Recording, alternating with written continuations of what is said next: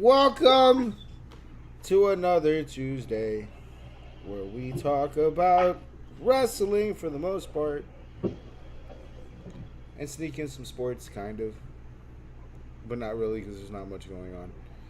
What's up, guys? It's UFA. It's episode 11 of the off-season.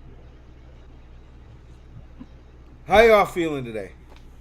Don't all jump at once now. Don't be too excited. I'm feeling good. Cody. What? Cody, I you look love like you're fucking wrestling. ready. Yeah. Wrestling is my life. You like so I know that we like wrestling and all, but PJ, we have to discuss one thing before we begin any wrestling this evening. Oh, Which there's a lot of wrestling to talk about, so don't worry, there won't be much to discuss here. But I did bring up a little graphic I wanted to talk about today. Hold up, let me see where it is. It's this one. I don't know if you can read that. Can you read that, PJ? yes, I can. And all I Oh. see is a bunch of fodder for the Miami Heat.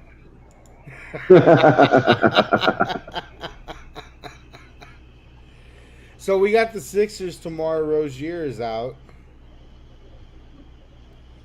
How you feeling about that? I feel so bad for any team that's in front of Miami. Like, it's just a proven theory. It's not even like if. It's like a thing that Miami does where they just shit the bed the entire season. And all of a sudden, they become this fucking juggernaut in the playoffs and steamroll everybody. And I love it. I'm always here for it. I am curious about the West. The West is very intriguing to me right now. The Pelicans are a factor. The Clippers might actually be decent this year. The Mavericks might have their shit together. Um, How I about want to these see. Thunder taking the 1 seed, dude? The thing That's is, wild. for me, the one seed has always been a curse in the West, minus last year with the Nuggets. It just seems like if you're the one seed, you're destined for failure. So I'm a Chad Holmgren fan, but this is the playoffs. This is where everybody decides to turn it the fuck up. So I don't care about seeding. Seeding does not matter to me in NBA. In football, it does, but in the NBA, I can give two shits about seeding. So I'm actually excited for these playoffs. I haven't been excited for NBA playoffs in a while. This one looks like it could be a fucking battle. To see the Knicks in the playoffs is wild to me. They We're were there here. last year. I know, but we're here. They're number 2 seed this year. Well, to be fair, a lot of teams fucking the Bucks really fumbled the bag there. So Yeah, they did. Um. So before we move to wrestling, I know it's a really super early. We're in the play-in prediction. So who do you think? Is our finals matchup? I'm gonna do. Can I do two? Can I do like a fan favorite and then do a realistic one? All right, I'll allow So it. my fan favorite would be Lakers versus Heat again. That'd be fucking. Oh god, I jizzed my pants. I'll help you. Like that would just be like the perfect final. Um, realistically, and I'm being realistic as fuck. Realistic. I'm thinking Nuggets, and I want to say this team because they looked really good. Celtics, Nuggets, and Celtics. You think? I think those are the two most complete teams that can actually make a deep playoff run if they don't have injuries. Because they're both pretty healthy right now. And I think injuries would derail them. Man, I like the Celtics too in the East. That's the problem. They're so heavy. Heat fan, through and through, I utterly despise the fucking Celtics. And Brennan's lucky he's not here, because I would not have made that take. I would have shit on them the entire time. But since he's not, I'm going to be realistic, and they have the most complete team in the postseason. They do. They do. Where is he? But I feel I like don't know, we're giving somewhere sacrificing a goat. I feel like we're ignoring the Thunder, but I've never seen 2-1's face in a tournament. They have to prove it to me, man. They're the newest team. I don't want to say the newest, but they were one and done last year, and I think this is a prove it year for them. That's why I'm not so high on them.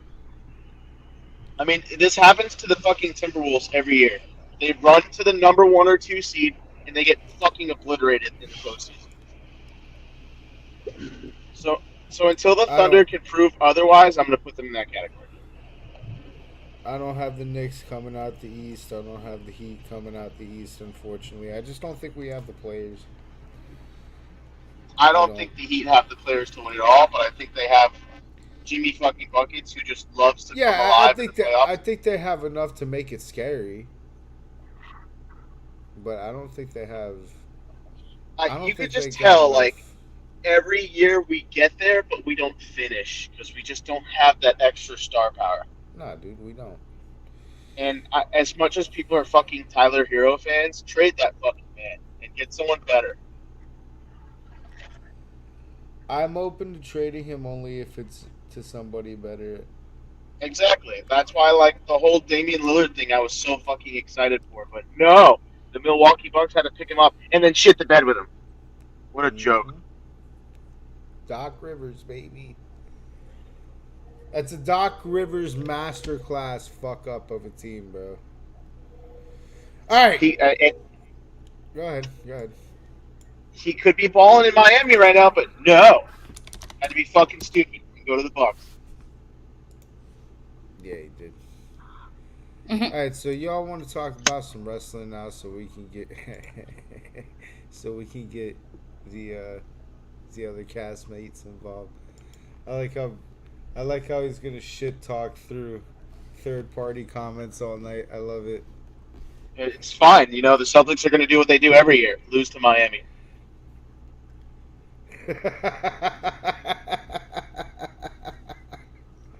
I take back everything I said just now, you fuck. Alright, so let's talk some SmackDown, guys. We're in a new era. We're in a new writing era too, because stories have ended all over the fucking place. When they said new era, I did not know they literally meant we're changing fucking everything. Kudos, WWE. Kudos to you guys for literally changing everything. We'll get into it as we go through the podcast.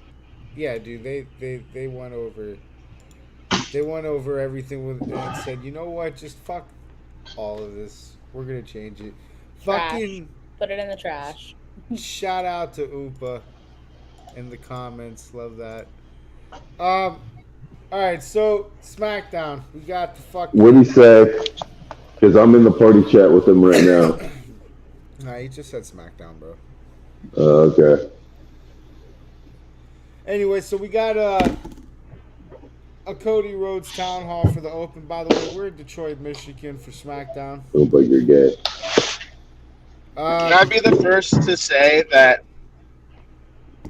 Go ahead. It is so hard to be a babyface champion in this generation. It is because you got to keep people entertained, but you also have to be a good guy. And Cody is a perfect example of why he's not going to last. He's not going to last, and it's not going to be his fault. I don't think it's going to be WWE's fault. It's the attention span of the audience. Because when I see him come out and he does his little spiels, I'm like, shut up. Like, spice this up, man. Like, entertain me. You're not entertaining. I think that's the thing with him is that he's polished for the PG era. You know, and It, the company's going to be moving in that different direction. So I'm sure it'll come, but it's going to take time, bro. A lot of these guys sound awkward as fuck cursing because they're not used to cursing on live TV. Like every time Cody says a curse word, it sounds like I made a mention of this in the chat. It sounds like he's fucking an 8-year-old kid saying the word for the first time, and he's going, "Look, I said a big boy word." Like he doesn't sound natural when he calls someone a bitch. You know, like he just doesn't. It doesn't come off good. So like, either work on it or don't say it. Yeah. You know. He's got this politician vibe, which I get it. I like it. It's different. I haven't seen a politician in wrestling in a while, but that's what it is. His character's it's very polished for PG, and you can he's gonna struggle getting into this era. There's a couple of people that are gonna struggle getting into this era. But that might not be for the for the worst. He's a good SmackDown product right now. I compare him to like a brand new video game that just hit the market, like a brand new Assassin's Creed. Like you're excited Diablo for it, 4. you're hyped, you get it, I'm still playing Valhalla. get it, you play it, you get it, you play it, and it's just like after like a couple of weeks, you're like, all right, let me go back to Fortnite or Call of Duty or whatever mass shooter that you always play. You know what I mean? Like But that's good. where I put Cody right now. We want the belt to bounce around. I don't think Cody's going to keep that belt for long. I give it till Survivor And it's Series funny at because least. it's funny because I see a lot of people in the comments like, "Oh, a good belt time is 6 months." I'm like, you must have missed 2002 where that belt was bouncing around every month. Bro. That Brock belt was Lesnar, fucking Kurt in Angle, everybody's The hands Rock. in the 90s, dude. That shit was bouncing, and I'm hoping to see that again, where we're bouncing that shit around. You know what I mean? So if WWE plays it smart and they're really about change, we're gonna see title runs go crazy. Ooh. Oh, Brendan, so funny. You need another Stone Cold Steve Austin. Ah, shit. All right, I'm done. All right, so. What? All right, let me get to this. All right, so Cody Rhodes is enjoying his second acceptance speech of the week after taking his sweet time to get to the ring. He starts speaking about The Rock's interruption of his earlier acceptance speech on Raw, and he steals a line from his wife and says, "Who the hell told you it was open mic night, bitch?" And then apologizes for cursing. Yeah. This is what I'm talking about with That was so bad. Like, Because it airs on Fox. I'm telling you. It airs on Fox, so who gives a gotta fuck? be more censored. when you see his wife's delivery of that line, like, bro, side what by a side savage! it's So Yeah, good. it's she terrible. was a total bitch about it. Yeah. Cody's terrible at delivery right now when it comes to curse words, bro. It's I'm sorry. It is what it is. So he said the item that The Rock had given him on Raw was something Cody had gifted The Rock. It was a wartime overture, whatever the fuck that means, because I have no idea. Yeah, I don't know. He says he'll be ready when The Rock returns. In 3 weeks, though, he'll be at his first PLE. I'm never going to get used to saying PLE. I want to say pay-per-view every time I read it. But whatever, PLE.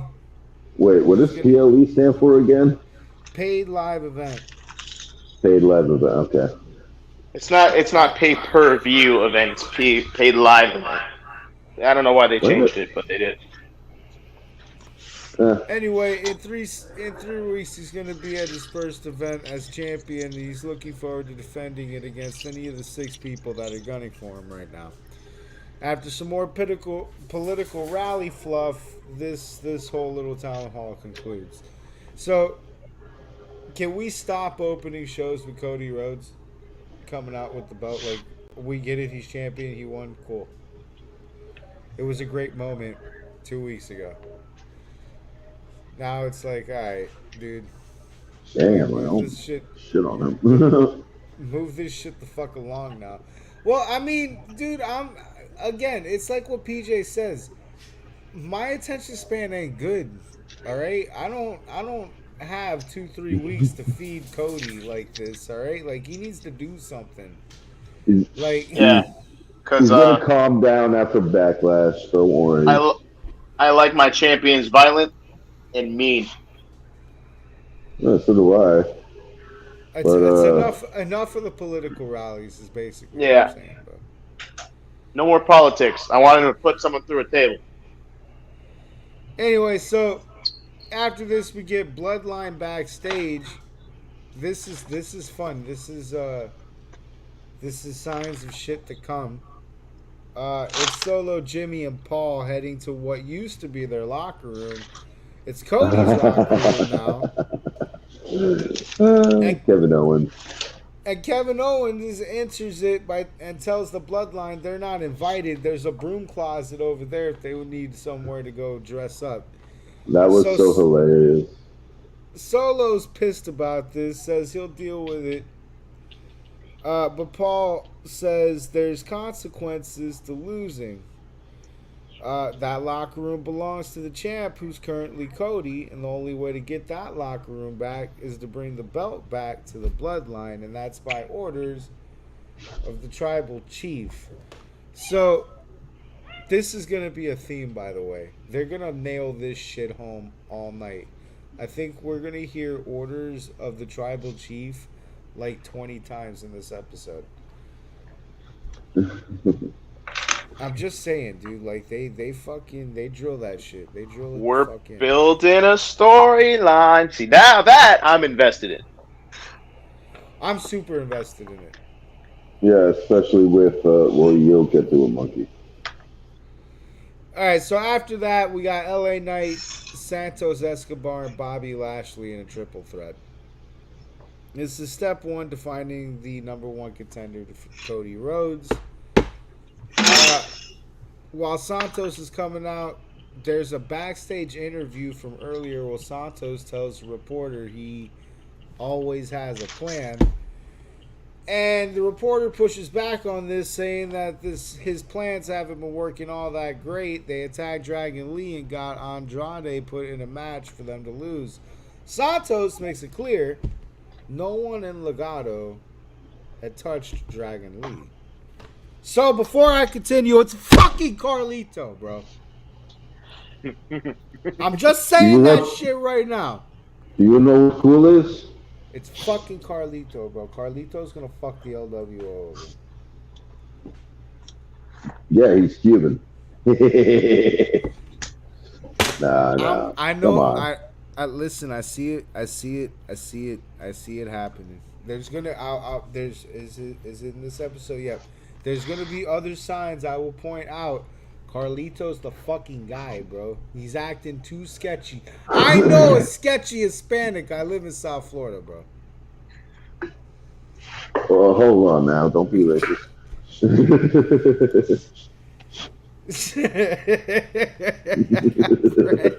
Brandon, Violent and Me champion, sent this guy Ray Rice jersey. Wait, what? What did Brandon Comments say? of the night. I wish I could star that. I can star it. All right, cool. I'm starring it. That's comments of the night. Yeah, I want my champions to be Ray Rice. My friend, you sound echoey as shit. It's because he's next to me and he didn't turn off his headphones. Oh, well, just do something about that. Anyway, I know you ain't talking, Cody. No, I'm not talking to you. I'm talking to PJ. Oh, okay. So, this was a pretty fun triple threat. The added aspect of Santos Escobar keeps this from being just a slam fest between the Bobby and LA Knight, which probably wouldn't have been a very fun match. I'm not gonna bullshit you. Anyway, Escobar stays in the air a lot. Well, hold on. Why wouldn't it be a fun match? Because I love those guys. In a triple threat, a slam fest kind of sucks, dude. You need that added element. You need. Yeah. Okay. You know what I'm saying? You need something different. You don't just want a slam fest. Like, and on top of that, I don't think, let's say like a Bobby versus LA Knight, I don't think that match would be good. No, I don't. I don't think that. Well, who do you think would win? Like Bobby versus LA. Whoever's more over, and it would be LA Knight currently. So. So Escobar stays in the air a lot. There's run-ins from the rest of the Legato, which leads to Street Profits to come out and clean them out of the ring. B-Fab murdered Elektra with a big boot. Among all the confusion, Escobar rolled up Lashley to no avail, and Lashley ate ring pose trying to spear him. Escobar turned around and caught a BFT and a pinfall, so LA Knight is the winner of this match. So that's awesome. Cool. LA Knight. Yep.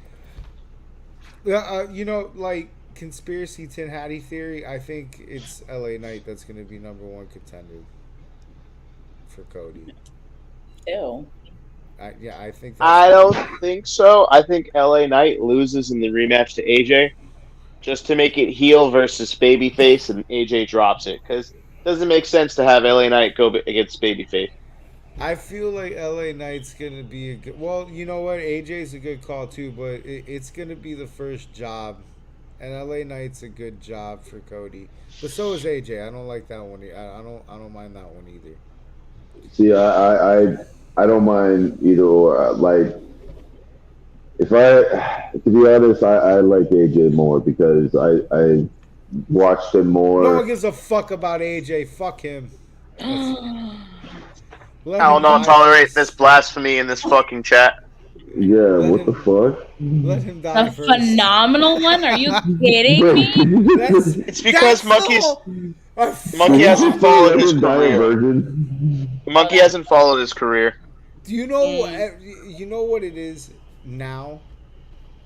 When he looks at the camera, like he did a whole promo. He looks at the camera. It looks like he's about to cry. It's gonna be phenomenal. And I'm like, bro, stop saying that, man. But like, you didn't. The only thing I hate is his new song. WWE. It was so good. It was so good. Maybe it's the beard. Maybe he needs to shave the beard. No, the persona that he has right now, I'm not in favor of right now either. I hate it. But in general, AJ Styles all the way, man. That guy is. He's a great wrestler. Yeah, totally. He's a good wrestler. I won't lie to you. He's a great family man, a great husband. That could go with fucking Ricochet in the ring, he's good.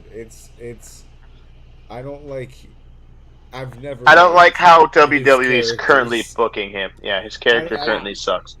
I've never liked his character. They got rid of his old theme music too, which pissed me off. Yeah, that's what I said. Yeah, you didn't notice? No, honestly, I barely remember SmackDown right now. I almost forgot that I watched it. I was like, oh wait, they changed it after WrestleMania. Ugh, that's a sad time. No, you know what? I forgive you because SmackDown has sucked recently. This has been probably the best SmackDown of the year, which isn't saying much. That's a very low bar. Yeah, exactly. Anyway, so let's not talk about bars. After this, we get LWO backstage. Now, anybody who's got the notes open right now, I have the picture. But anybody who doesn't have the notes open, I don't have a picture to show you right now. So you're just going to have to envision this. Everybody in the locker room, except for... Yeah, I take notes meticulously. I just watch it when I'm doing this. I know. I'm just a nerd. I'm a sports nerd. Oh, I know. So everybody in the locker room. By the way, did you notice throughout this episode that the camera was kind of fading in and out? No, that might have been you. I'm not 100%. I don't know if I noticed that though. Not on my replay. I know the camera angles are different. I do know. I mean, when you replay it on Hulu, it shows it fading out a couple times. Not like fading out black, but like just like a blurry. That might be Hulu. Yeah. Okay. Yeah. Anyway, so everybody in this locker room that's a male. I don't include Zelina in this because Zelina always looks like a fucking anime character or a video game character. Yeah, seriously. But everybody in this That was locker seriously lucky, room man. is wearing an LWO shirt except for Carlito. That's a Oh sign. boy. That's a sign, sir. What shirt was he wearing? He's just wearing a fucking shirt that says his name on it. He's not part of the crew. He's not wearing the crew uniform, bro. Where's his LWO shirt? I know he's got like 20. He's a What part do you timer. mean? Carlito don't have an LWO shirt? Bullshit. He's just a part timer. Come on. Nah, part timer. Yeah, you're right. He is a part timer, and on his off time, he's beating Dragon Lee's ass. So, so Ray says Santos' recent string of losses is due to his karma catching up with him for doing shit like attacking Dragon Lee backstage. The reporter says Santos denies this, and that's when fucking Carlito intervenes, okay? Because it's always got to be the guilty Hispanic that's got to say some shit. Again, South Florida, I've been here. I know what... I know. Don't be racist now. I'm not, bro. They're my people. I'm Cuban. I know I'm when Cuban somebody's too. acting like an asshole. So... Again, Carlito intervenes and says, it's like the kids say, Santos is all cap. And I'm like, bro, the way you said that, you're 39, 40, 45 years old. Like, stop it, bro. Get out of here. Don't say that ever again. We are way, way far away from Caribbean cool Carlito. I'm just letting you know that. Like, it's not good. Ray says the truth will arise no matter how it's twisted, and his focus tonight is being the number one contender. And then they do this little fucking like Hispanic version of the Tom Brady let's fucking go, and they get the fuck out the locker room. But you know, like again, like the basis is Carlito's gonna fuck LWO over. That's all. That's all you gotta get from here. Anyway, let's talk about the thing that's like the most important thing of SmackDown. You ready to talk about it, PJ? Oh yeah. It's the Bloodline Town Hall. Shit's about to go down. Paul Heyman takes the microphone when they finally get to the ring. They don't take any fucking long time getting there because Roman Reigns isn't here tonight. So it's not a 15-minute fucking walk they get right to the ring. All right. Mm-hmm. Paul Heyman takes the microphone, says the Bloodline offers no excuses for what happened at WrestleMania. The Tribal Chief has ordered the Bloodline to accept accountability for all of them losing. Paul Heyman then recaps WrestleMania 39 and 40 for us, which we've all seen. We all know the narrative, so I'm not going to go into it. It's no point. Let's go, Trick. Sorry, don't mean to interrupt. I'm watching this behind. You're watching what? Whoop that trick! Whoop that Trick! Sorry. Oh, you're watching WrestleMania? So no. Yeah, WrestleMania. He's on my shit behind us. So he does mention though that his decision to hit Seth Rollins with a chair was due to a 10-year-old. The William is right, brother. Because of how the Shield had ended. Hold on a second here. Let me set something here. There we go. All right. Because of all this, Cody Rhodes is now the champion. Before Paul Heyman can finish another fucking sentence, because he was about to do a rise like the Phoenix rise from the ashes. Yeah. He's gonna rise from the ashes like a phoenix, and I'm like, all right, Paul. Solo Sikoa interrupts him, repeats the lesson he had just learned in the locker room about winning and losing having consequences, and the consequences bear change. He doesn't word it like that though, because Solo Sikoa, I guess, is still learning English. I'm not gonna fucking beat him he up can about it. sing, okay? That's all I can. So after saying that, he moves Paul out of the way and he focuses on Jimmy. After giving him a hug, out of fucking nowhere, Tama Tonga, which is the son of Haku, for anybody that doesn't fucking know, he totally fucking destroys Jimmy. He jumps into the ring and fucking cleans him, and then just beats the entire loving shit out of him. Like it's not fair. I didn't know who that was until he said "son of Haku." I'm like, wait, who's that guy in the hoodie? This big is like, I thought it was just a random fan. Nah, dude, that's Haku. Just an update: the Lakers have just moved in to the playoff bracket. I think they are officially the 7th seed. Wow, awesome. Cool. Breaking news. They beat the You Pelicans. heard it here first. You heard it here first, folks. Yeah. Breaking news: Monkey is good. All right, so Solo and Tama spend the next few minutes killing Jimmy with 1,000 spikes before doing the bloodline salute over him and forcing Paul Heyman to do the same thing. Paul goes to call Roman on his phone, but Solo takes the phone and smashes it. Tama then grabs a chair and puts it around Jimmy's neck in the corner of the ring. Hilarious. And Solo rams his ass into the chair. So basically, we've broken Jimmy's neck. We've killed him. He's murdered. He's dead. Jimmy is dead. He's going to be off TV for a little bit. That's what that pretty much means. Yeah, and then him and Jay are gonna make up and all that stuff. We'll see. We'll see how they play. And be like, yo, just like punish their little brother. Dead Jimmy in the middle of the ring. Poor guy. Well, in the corner of the ring. After this, we get Cameron Grimes versus Braun Breaker. This is just your weekly Braun Breaker squash match. There's nothing to see here. We're moving on. yeah, it's true. Yeah. After that, we get an AJ Styles promo, which is a cringy AJ Styles video of him telling Kevin Owens and Rey Mysterio that they're collateral damage to a revenge-laced warpath on the way to LA Knight. That's really the whole message there. He says like a few more words to get to that point, but that's the point.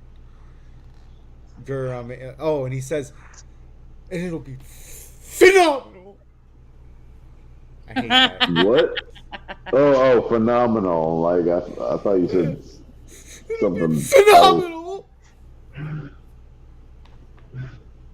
He sounds like a fucking 14-year-old about to break down and cry because he got grounded.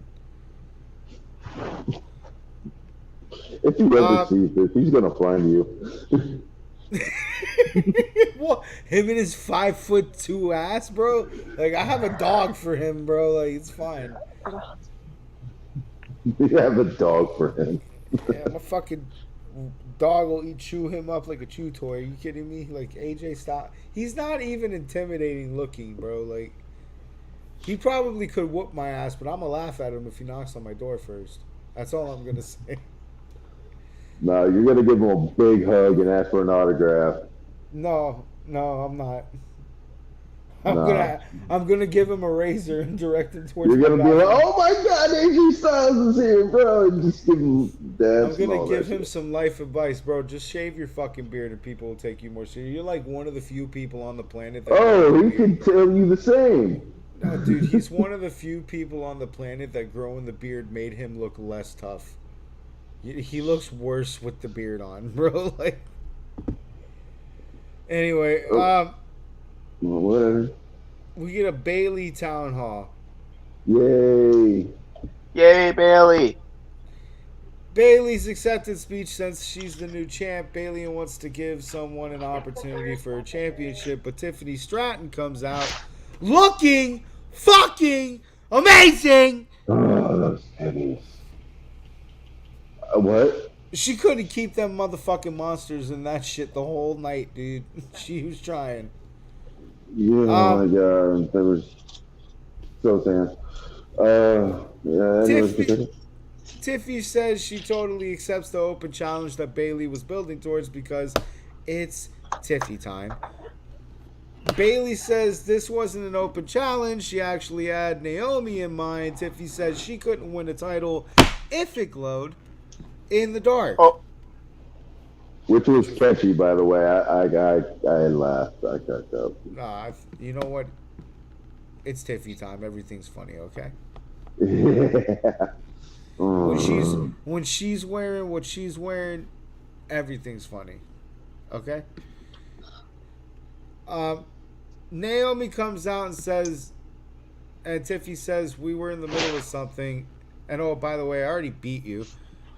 Naomi says she will accept Bailey's challenge once she beats Tiffany, and this leads to Tiffany Stratton versus Naomi. Awesome. Right to a match. No bullshit. No commercial break. No fucking nonsense. Right to a fucking match. Promo, match. Period.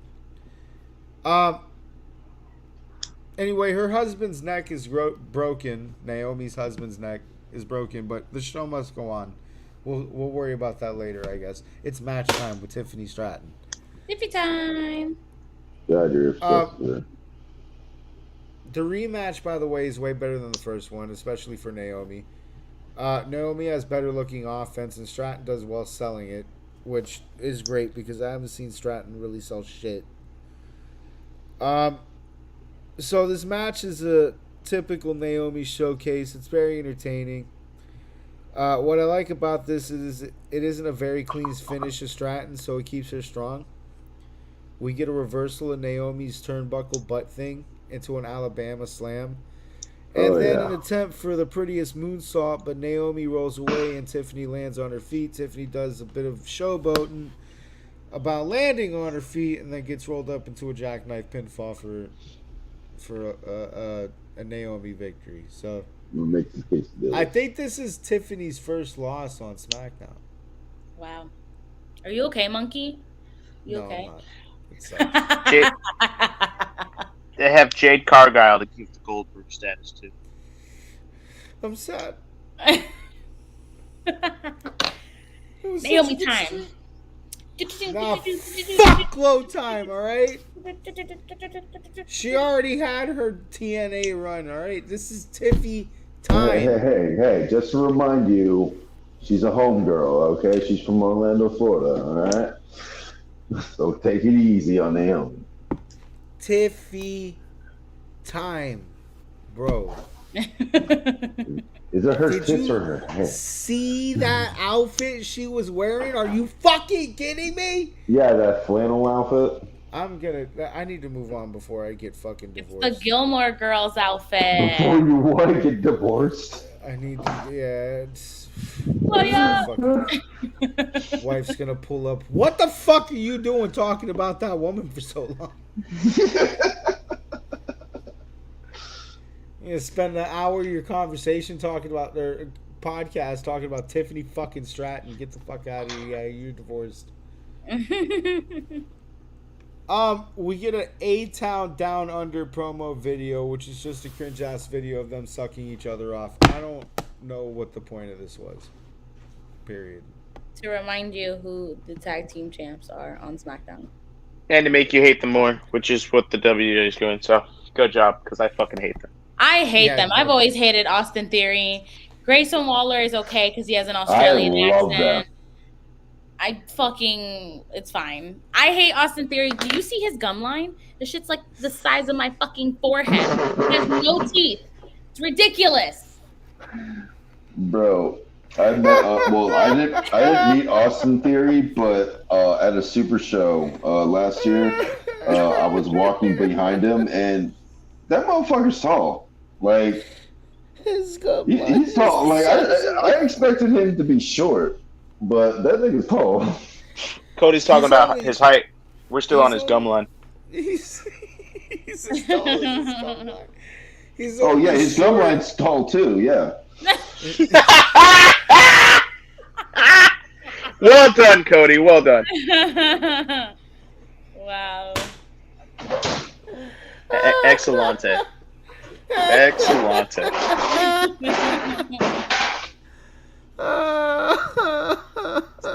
You guys did well done on that segment. That was a great UFA segment just now.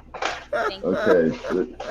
Sorry, I just always have Okay, to go on Monkey, a we rant. get it. Austin Theory's 50 gum times line just over. pisses me off. He always smiles. It's annoying. He always smiles. Wait. Like he makes wait, it a oh. point to show the little you're baby. okay. You talked about Austin. I thought you were talking about me. No, Your gum line's not tall. Don't worry, Cody. Monkey's Oh, writing it down. Tall gum line. Tall Yeah, dude. gum line. No padding that. No padding it for sure. Anyway, Logan Paul TikTok promo Yeah. is what we get like two really useless ass things on SmackDown. Useless? Are you telling me Logan Paul's useless? Absolutely not. Yes, Logan Paul's useless. The Maverick King, get out of here. Nah, he Give gave him us a fucking chance. prime. Give him a chance. He gave me Prime. He gave me He gave us prime, man. We get a cringe Prime is ass Gatorade. It's the new Gatorade. TikTok promo of Logan Paul talking shit, and you can see his reflection in the window of his house, which makes this look even more cringe that you can see that he's talking at his phone. Blah, blah, blah, Logan Paul, blah, blah, blah, Prime, blah, blah, blah, Kevin Owens, fat joke, that's the promo. Top tier promo. A+.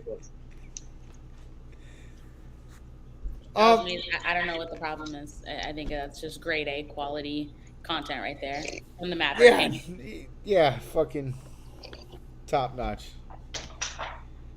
Really needed to see the back of his fucking head looking at his cell phone. Yes, Yes. correct. Speaking of Logan Paul, you know him and his fiance are expecting a baby. So you're gonna have a mini Paul running around. Yeah. Yep, a mini Paul. A mini Paul. A mini Breaking! They're gonna come up with a baby line for Prime. You need to pitch that to him. Breaking! Breaking Future news. Prime baby formula coming soon. Next summer. You can't give your Prime kids Pedialyte. baby You're gonna formula. give them Prime. Primalite. Primalite. Logan Paul, if Primalite. you're watching this podcast, please trademark that. I want 25% of all proceeds going forward. Anything That boy you said guys want this 25%. He is a fake fan. Does not Have like your you. people call I'm my a people. fan. What that boy said 25%. Holy shit. Have your people call my people. We'll get it done. Holy shit, dude. If Logan Paul accepted that, dude, worst business deal ever. What? It's my idea. I deserve a quarter of it for not doing No, anything. you're so not a I'm saying fan. I deserve 10%, maybe. I'll take Hey. 10% out. I'll I'm take not- 10%. I'm not a At Logan 0% Paul of guy my either, time. but I'm a Logan Paul guy. I know that doesn't make sense, but it doesn't have to. I hate Logan Paul, but I like Logan Paul too. I get it. I understand. Exactly, Probably says the same thing exactly. about himself too. He hates himself, but also loves himself. Oh, all I blondes like do. I mean, like come on. Logan Paul depending on the video platform that I'm receiving the content he's in. You know, that's how much Logan Paul on WWE TV is great. Logan Paul on YouTube,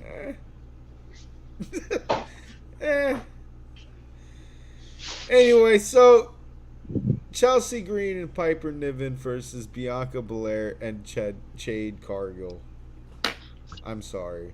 A promo video He backstage. just walked away. A promo video backstage shows that Chelsea was sucking up to Aldis. He would never send her out to go get fed by Jade Cargill so recklessly. He would never do that. She says she's there with Piper to show Aldis what she can do, and maybe she gets drafted to SmackDown. Aldis says he'll find some opponents for her. Don't worry. Just head to the ring. You'll figure it out. Joke's on them, it's Jade and Bianca. So not just Jade, we're going to put Jade times 2. Hell yeah. By the way, I would like to see this tag team forever, please. Thank you. Chelsea and Piper. No. Fuck. No. Chelsea! Green! Like, I don't mind I Chelsea's fucking character. hate it. I don't mind Chelsea's character as long as it keeps getting squashed. But I was talking more Bianca and Jade. Oh, yeah. 2 beefy black women together. Hell yeah. Yeah, I need that. I need that as a tag team forever. Like, I understand that's going to be an eventual rivalry and they're going to fight each other and blah, blah, blah. Make it a tag team. Are we canceled yet? No. Well, Good. we're on Rumble. Can you imagine a threesome with Jade and Bianca? Talk about death by snooze snooze. Like, you gotta take me to the ER. No. Now that it's in everybody's mind, you're welcome. There goes the Prime sponsorship. Say goodbye to what? Primalite? It's gone. That might be the only Primalite, it's gone. That might be the only sponsorship we have left. Is Prime. Oh my god. Hello Fresh, you can just stop emailing me now. I know. Hello Fresh. Anyway, so Chelsea takes one slam from Bianca and tags Piper in. After flopping on a fat slam, Piper tags Chelsea back in, and Jay gets tagged in to slaughter her. Chelsea can't tag out either, so this shit's just hilarious. Chelsea's the perfect murder victim. It's a squash match. We get another picture of Chelsea fucking getting raised up and destroyed. Good job. Good job killing a Karen to make Jade strong for like 3 weeks in a row. I could see this bill forever. I know it needs to go somewhere. I know it's going to lead to like Jade eventually doing something significant. But I don't mind killing Chelsea Green every week either. Chelsea Green. I hate that they announce her name like that. I love it Yeah, so much. I'm not going to lie. I like it too. It's so funny. She does it for Maxine Dupree too. Yeah, Maxine Dupree. Like, I like it. It's different. I can try. Can you imagine Howard Finkel saying that?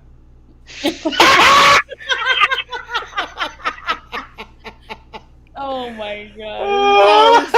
Howard fucking Fink just announcing Chelsea Green like Samantha Irvin. That would be amazing. I would pay for that. We need to resurrect Fink right now. He's turning in his grave. Oh yeah, he's definitely turning in his grave. Oh my god, he punched the coffin over. Fink would have heard that. He's like the Undertaker and fucking just screamed up in the air. Undertaker! Oh my god, bro. Oh my god. Fink would have heard that once and been on the news. Samantha Irvin would have been in a fucking mental institution for like weeks. I'm telling Jesus you, dude. Christ. Fink would have fucking destroyed. Fink is unhinged, bro. He had tuxedo matches with people. Like he wasn't good in the brain. No, I don't think anybody in the '90s was in pro wrestling. There's a lot of drugs in the '90s. Oh yeah, definitely, especially heroin. Wait, what? Cody? Was that your drug? Was that your drug of choice? Was that your drug of choice? Cody? I heard heroin took off in the 90s. What? The stream actually just got ended. Just ended. There is no stream. It's gone.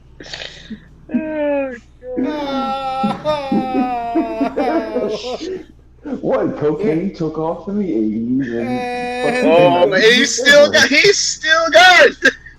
There goes Sears, Target. It's not their fault. They were addicted to painkillers. Oh my god. Tell that to Shawn Michaels. I think Life told that to Shawn Michaels. Yeah. Life told that to Shawn Michaels. Anyway, so after that, we get a Kevin Owens continuous camera shot promo, and I fucking love these now. These camera angles are amazing. Yeah. I like tigers. What? What? Well, no. Let me help. There. Alley-oop. I'm gonna help you out, Cody. So What? Kevin Owens is showing off the continuous camera shot by being asked a question backstage by an interviewer and taking his mic to take a walk through the back on the way into the ring. I love the hell out of this shot, so please keep doing it. KO picks up a Detroit Tigers championship belt. And that's where the I Like Tigers came from. I like tigers. And he knocks off some CM Punk shirts from the merch table while he's talking shit on his upcoming. Oh, those were CM Punk shirts? I thought they were Logan Paul shirts. No, those were CM Punk shirts. He's hoping AJ is suffering from PTSD from LA Knight's home invasion, and he says Ray and him have a lot in common. They both have sons that are way taller than they are. Just his son's not an idiot. That's not really on Ray, though. Dom just sucks. Anyway, he's going to go kick both of their asses now. This whole camera shot leads all the way up until Gorilla, where he's walking through. He even tells the guy to hit his music on the way out. That's so fucking cool. Yes. I did notice. I didn't put it in the notes. I did. That was a good one. I did notice one thing though. There was a guy when the camera angle first starts. There's a pillar, and there's a guy rushing to get behind the pillar. Somebody get out. Like shit, I'm not in place. Fuck. So everybody's like, who the when we saw that live, like, who the fuck is that guy behind the pillar? And it's just he wasn't supposed to be in the shot. He's just staff. This is another entertaining match, again, because of the added element of Rey Mysterio. Triple H did well with booking the two triple threats tonight, including this kind of an element. It's not just Slam Fest. We're getting some high flyer spots. Match had some really awesome spots. Triple German suplex was cool as hell. Rey Mysterio flying about at his age is still very fucking entertaining. I'm not gonna ever get over watching Rey Mysterio jump 700 feet in the air. It's not. No, dude, it's just fucking phenomenal. Yeah. It's phenomenal. Yeah. A lot of momentum swings. Finish happens when Ray gives AJ a 619 and then catches a stunner from KO on the apron. KO goes for a swanton, but Styles gets his knees up, and then Styles hits a top rope Styles Clash of Rey Mysterio on top of Kevin Owens, which looks cool. Styles pins Ray. LA Knight comes to the ring, and then we go off here hearing AJ and LA Knight talk shit to each other. So that's basically the crux of, SmackDown. More phenomenal than usual. Yes. Fucking cringe. They don't want none. So, where do you think the bloodline's going? Before we even get into this Raw, where is this bloodline going? Nope. The tribal chief is talking. There's a lot of people saying a lot of different things. But if the WWE has really changed, they're going to keep us guessing. I think the ultimate head is there's going to be an OG bloodline versus a new bloodline, obviously. But how are we going to get there is going to be... I have a feeling Jimmy's going to come back. Be like, yo, what the fuck was that about? Try to get back into the OG bloodline, but can't. Roman Reigns will officially come back. Be upset why he can't. And they're going to slowly reveal that The Rock is the new tribal chief. Ooh, so you don't think it's Solo trying to take role? I think Solo's taking orders from a hidden tribal chief. So I had it like, well, you know what, you could be right too. That's the thing. I thought it looked like Solo was The new tribal chief. the new tribe, trying to be the new tribal chief, basically forcing it on everybody. The subliminal messages I'm seeing is that he's taking orders from his new tribal chief. That's what I'm getting from it. And I think it's... Yeah, because technically The Rock is doing better as far as like winning stuff compared to Roman. So he's going to be like, well, that's actually my tribal chief. He's superior. He knows how to get things done. To add to that, it was The Rock, not Roman, that pinned Cody Rhodes at WrestleMania. I'm gonna start looking at it with all these subliminal things because I'm noticing WWE's being very not open, but like I'm dropping Easter eggs. Figure it out. Yeah, they're being cute. Yes.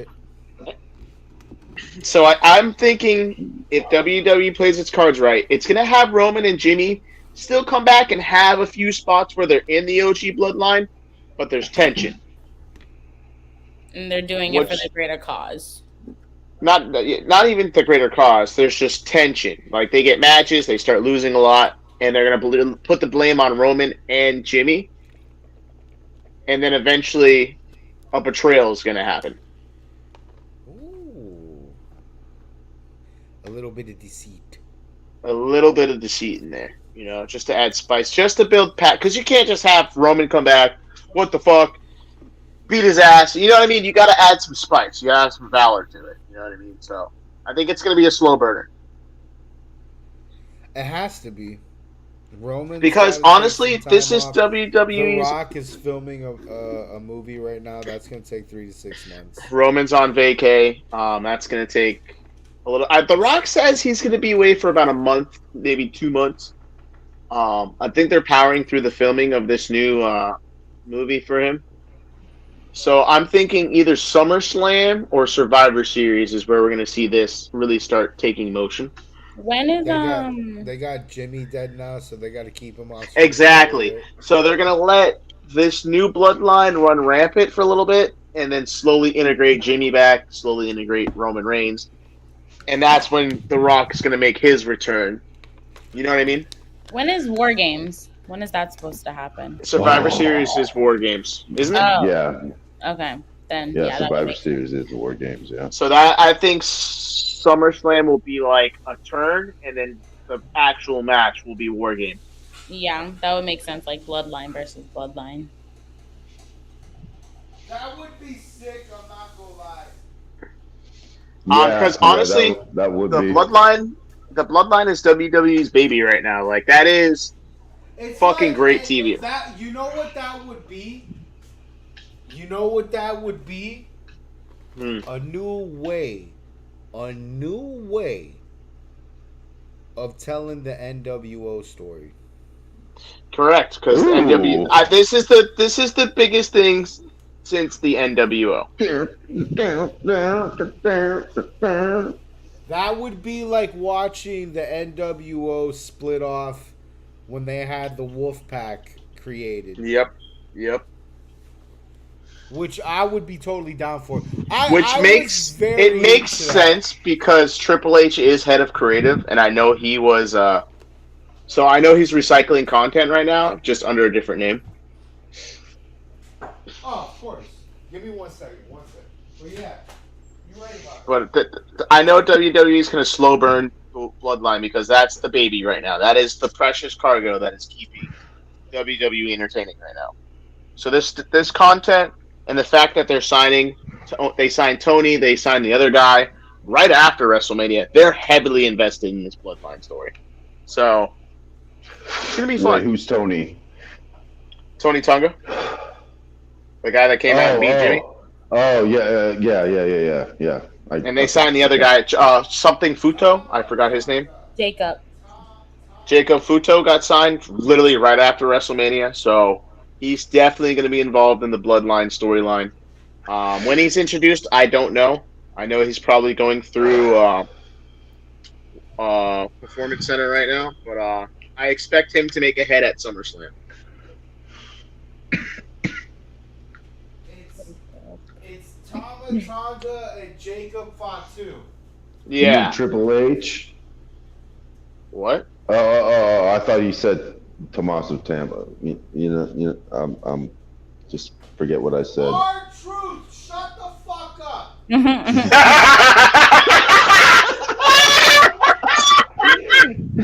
Hey, you can't talk to me like that, Damien.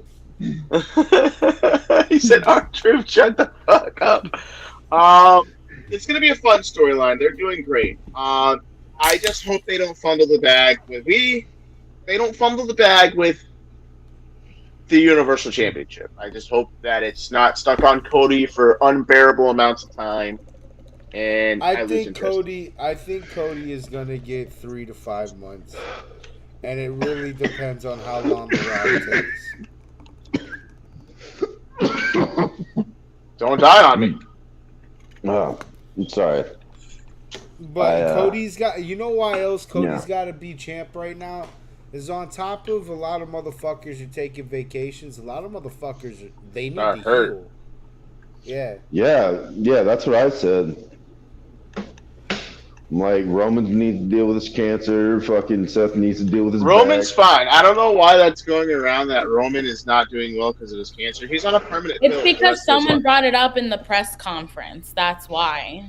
Yeah, but I also thought it was a dumb question. I was like, why are you asking this question? Like, that's stupid. It's being taken out of context. First off, Roman, if you can see Roman's face, it looks aged. But that isn't due to that. That's due to being on the road. It's him being a champ. On the road, yeah. That's why when people are like, oh, he's a part-timer, I'm like, oh, God, you are stupid. No, he's on the road. The only reason why people know that he has leukemia is because he made an announcement during COVID why he was leaving. Like, if he never made that, no one would have known exactly like him going through that.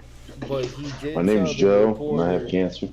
He told the reporter, and that's what got taken out of context, was that he still takes oral chemotherapy, which is something that he'll have to take for the rest of his life. For the rest of his life. Yeah, that's just to make sure it doesn't flare up again like how it did. Exactly. Because leukemia is not a cancer. That leukemia is a cancer that can never go away. Yeah. Right. Okay. So let's get to this Raw, bro. We're in Montreal. We're in Montreal. I'm not doing Quebec, that. Canada. We're in fucking Canada. Ole, ole, ole, ole. They all say all night they're going to say Montreal, not pronounce the T, and I fucking hate it. I feel so Dennis Leary about that shit. It's Montreal! It's so Dennis Leary. It's croissant! Yeah, brother. It's croissant, not croissant. Anyway, so the rumors are true. I'm using PJ's opening line here. The rumors are true. This bitch, fucking Liv Morgan, goddamn cunt, asshole, bitch, fucking face, Fucking Doesn't know how to She's a bad handle a girl. spot. Doesn't know how She's to a handle a bad girl. goddamn spot. She's a bad girl, and I gotta punish her. She for real hurt Rhea Ripley. So the backstage skinny is Rhea Ripley has a Mommy! ace. She has an AC sprain or an Look AC at my picture. joint sprain. 3 from to 4 months, dude. Yeah, we're looking at 3 to 4 months being shelved. They're looking at SummerSlam for her to come back. She sprained it when she was thrown into the wall in the backstage segment with Liv. So, due to this, she's got to vacate she's got to vacate her title. And the reign. She didn't lose it in a match. She never got pinned. Just keep that in mind. Keep that in mind, folks. So We know. To chance of bullshit, Rhea lays her title down in the ring and says that she will return, and when she does, she will be coming for blood. I love her new extensions. Yeah, I mean, honestly, the fact that Cody knows what that is very, very impressive. Rhea never go back to short hair. Mm-hmm. Yeah.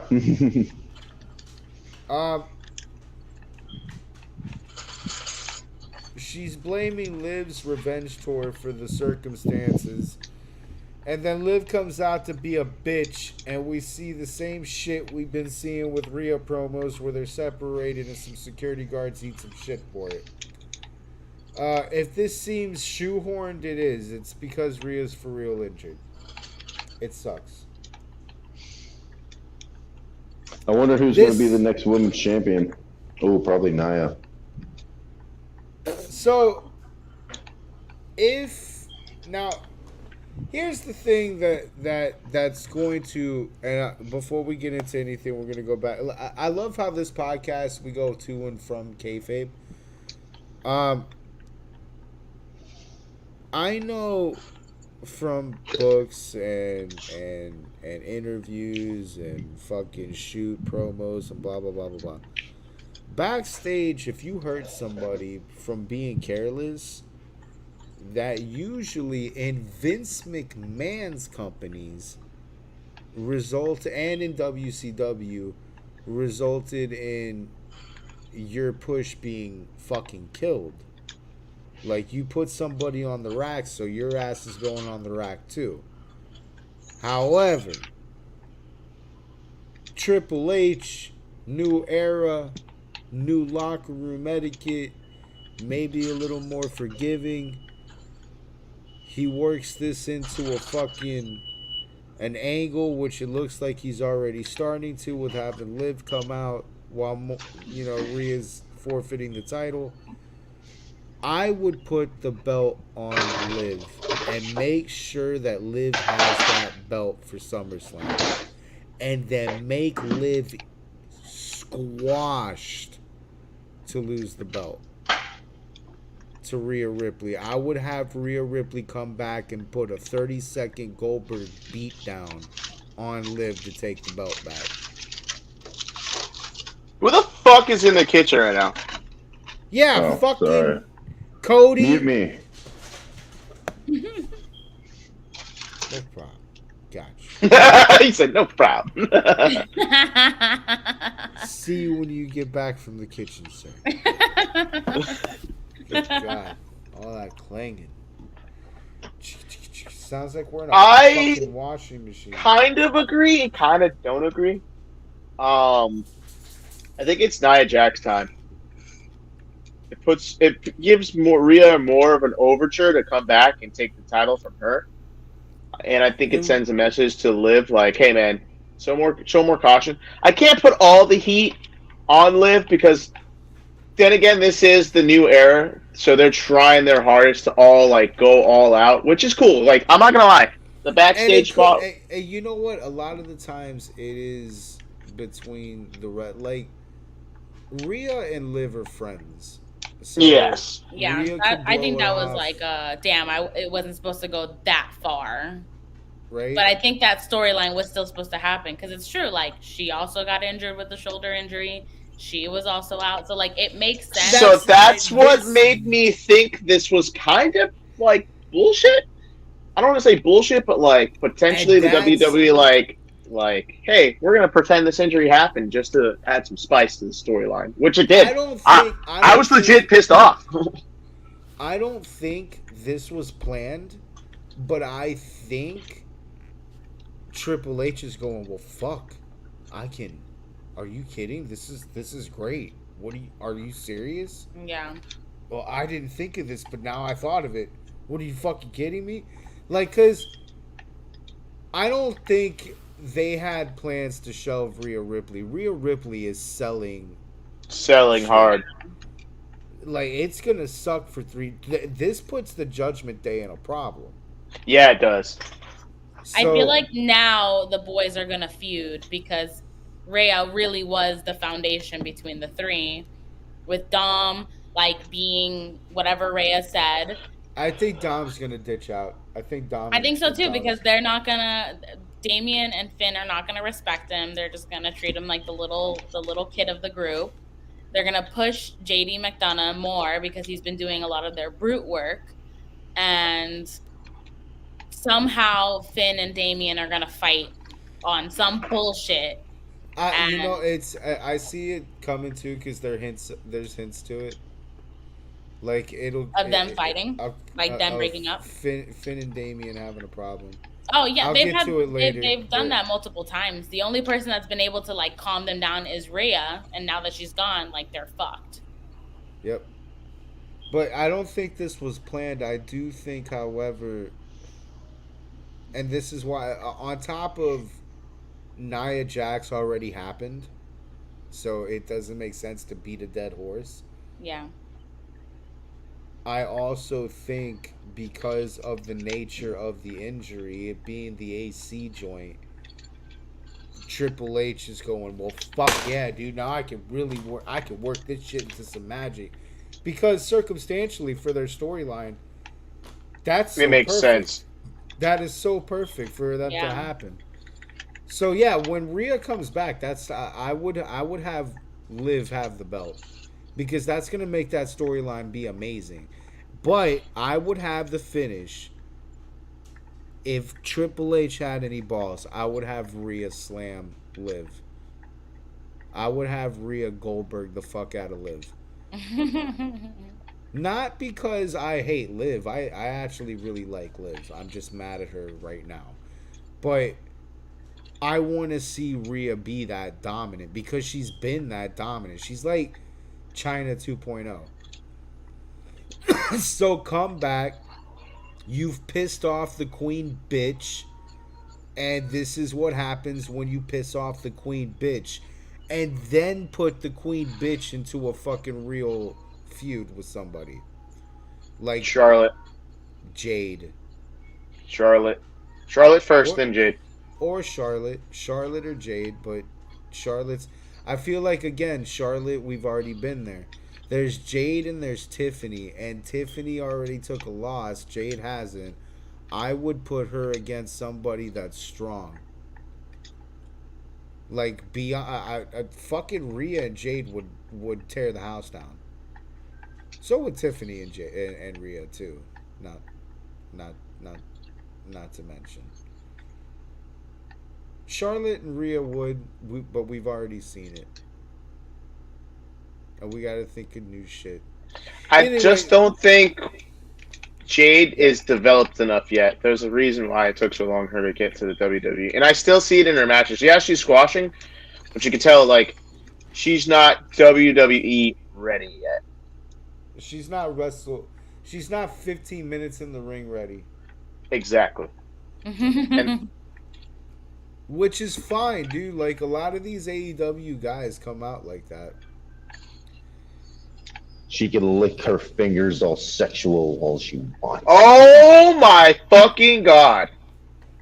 Is that a demon? Hey. So speaking of sexy, let's talk some sexiness right now, all right? Sheamus is back. Yeah. Sheamus is back, sporting the fucking sexiest, best dad bod ever. Oh yeah. It's all good though, because his opponent is Ivar, so at least it isn't the fattest dude in the ring. You know what I'm saying? I mean, Yeah. Triple H cut him a break there. Yeah. I am still so at awe that Ivar and his cartwheels and his fucking top rope fly. Like what the fuck, man? Like So can I ask something with Sheamus?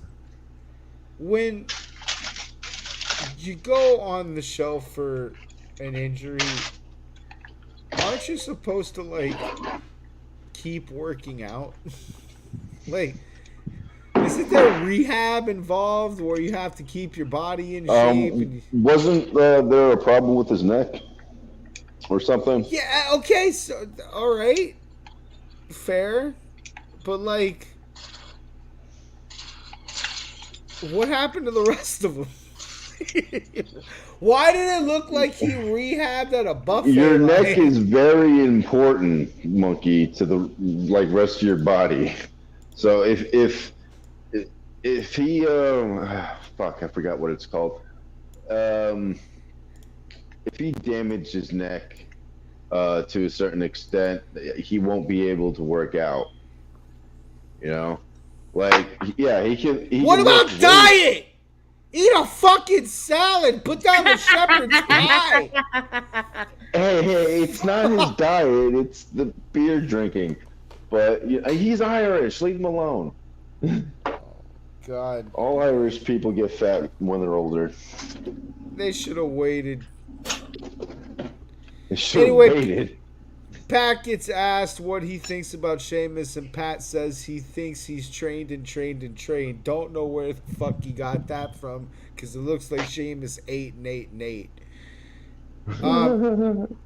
8. Sheamus still got the power, though. Landed a sick white noise off the turnbuckle, which ain't simple with Ivar's big ass. After some nice moves from Ivar, the finish comes with Ivar springboards into a knee, followed by a Sheamus brogue. I want to say kick, but it wasn't a kick. It was kind of like a brogue knee. That's what it was. It was meant to be a knee. They announced that. It was a knee. It's his new thing. Oh, no. And he did do a brogue kick. No, that's what I'm saying. He did a knee and then a brogue kick. Like, the springboard into a knee, then he did another knee. But then he did a brogue kick that just looked like a brogue knee. It looked like the foot wasn't all the way up. You talking about the finishing move? Yeah. I thought he got all the way up. I don't know. Maybe I'm... It didn't look like a full brogue kick. It looked like a very bad brogue kick to me. Did you just say this is the worst cake you've ever had? Quesadilla. Yeah, I'm gonna mute myself. Damn.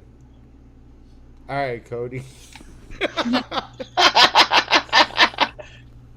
Anyway, let's move on. Payback. Okay, I got it. Sorry, I was doing some research from Charlotte's injury and when she can anticipate a comeback, and it's Payback. That's the pay-per-view. That's a good pay-per-view. Mm-hmm. You went down a fucking rabbit hole there, bud.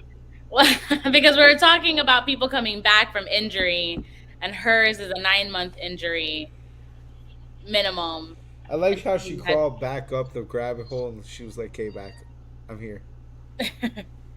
Yeah, that would be pretty wild. So, sorry. Carry on. Triple H and Adam Pearce come to the ring to usher in a new era with some new World Tag Team title belts, which are on a table underneath the cloth as this begins. Eventually, Pearce summons Awesome Truth, the Raw Tag Champions. After the crowd gives them their much-deserved flowers, Triple H congratulates them on the WrestleMania victory and then pulls the cloth, revealing the new belts. Truth has an over-the-top... I love them. Yeah, the belts look fucking awesome. It's crazy because I see social media and there's people like, bro, these belts suck. I'm like, compared to what we were seeing the last couple of years, these are amazing. The belts that they took off of R-Truth look like paper compared to these. Exactly. So Truth has an over-the-top reaction to the cloth being pulled, saying he's never seen a magic trick like that, and he's seen a lot of them. Um, he knows a good magician when he sees one, but he doesn't trust magicians. Not after Little Jimmy.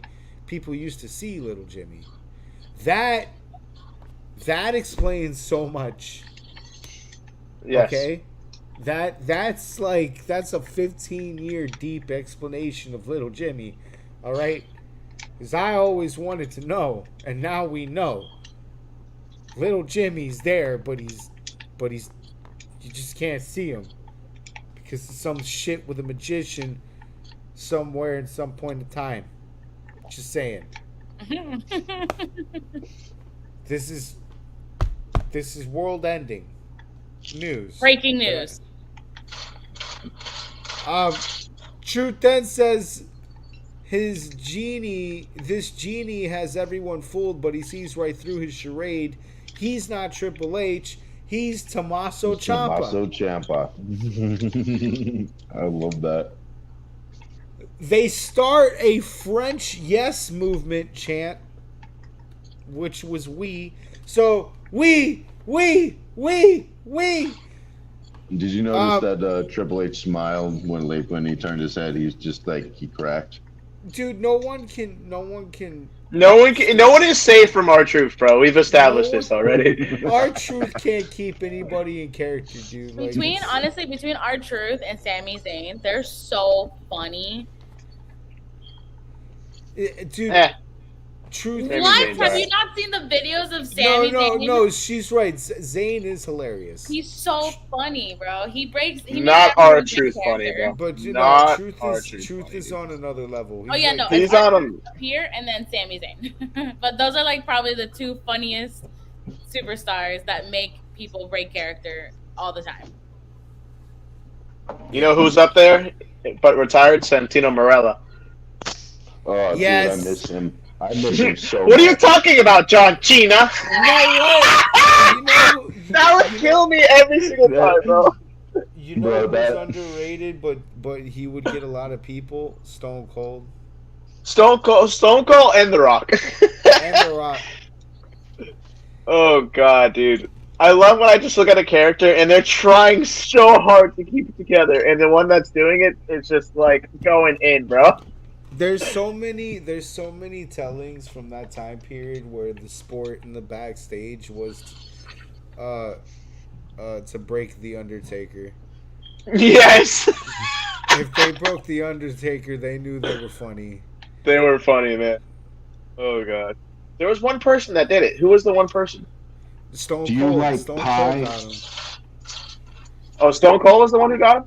Oh yeah, do you like pie? Oh god, I missed those segments. Oh, Chris Jericho. Or don't forget Goldust, bro. Goldust was a classic. Cock. Stop doing this. Why do you do that? Oh god. Triple H and Shawn Michaels, but they're obvious. Yeah, those are obvious. Oh god, man! But I love Santino Marella. Him and John Cena skits were fucking hilarious, dude. John Cena, when he was a rapper, was funny as fuck. Oh man, what a time! And I think they're kind of low key bringing it back. And I'm glad they gave R-Truth his flowers, man. He deserves it. Anyway, so Triple H gets sick of his shit. Yeah, he really does. He really does. After this, we get a triple threat tag team match to determine the... I liked this setup that they did. It made tag matches more entertaining, if that makes sense. Well, again, what I like about the booking is that he's putting in these triple threats. He does it in all of them. He puts bruisers, but he makes sure at least one of these combatants is a high flyer. So in this triple threat, he's got DIY, New Day, and the Creed brothers. And they mesh well. Creed Brothers suplexes everybody into oblivion. New Day flies around everywhere with all the finesse that they have, and DIY has a strong style and it all makes for a very compelling match. Like the matches and people that he's putting together make interesting matchups. It's not just big beefy guy versus big beefy guy. You know? Yeah, that makes sense. Yes. So this leads to a DIY victory after connecting their meet in the middle finisher on Xavier Woods for a pinfall. But that's selling the match short.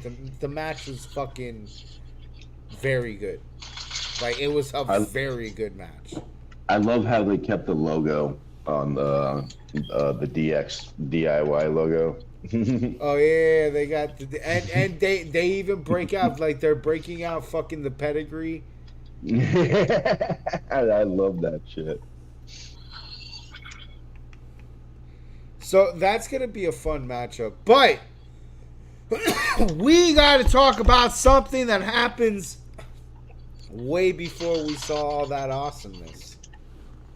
Something big, huge, and it happened real time, and it sent our chat into a flurry. Like we all started doing our own little research and shit. So we got, as New Day came out, a huge glitch with a QR code this time. A QR code, like a bird logo and all this. Like a giant fucking glitch happens. It's not subtle. It's a huge like zzz. So the QR code led to a link with two images separated by "You Didn't Want Us" that was in the middle of them.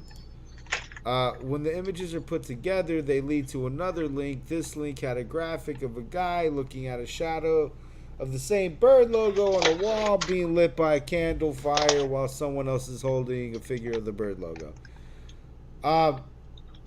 There's a video under it. The video says, "It's time to wake up. Take my hand. Things will be better. Trust me." Before flashing some more subliminal imagery. So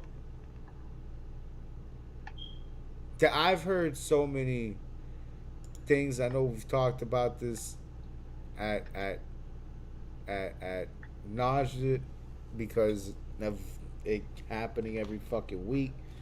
But there's more news that I've found about this that makes this even more interesting. So it's not just that Alexa Bliss is training for her in-ring return, but Braun Strowman and Eric Rowan are also training for their in-ring returns. I literally said this to PJ last week. I was like, wouldn't it be funny if they just brought everybody back? And he was like, no, that wouldn't make any sense. Braun Strowman is... I was like, yeah, but he's been out on an injury for God knows how long.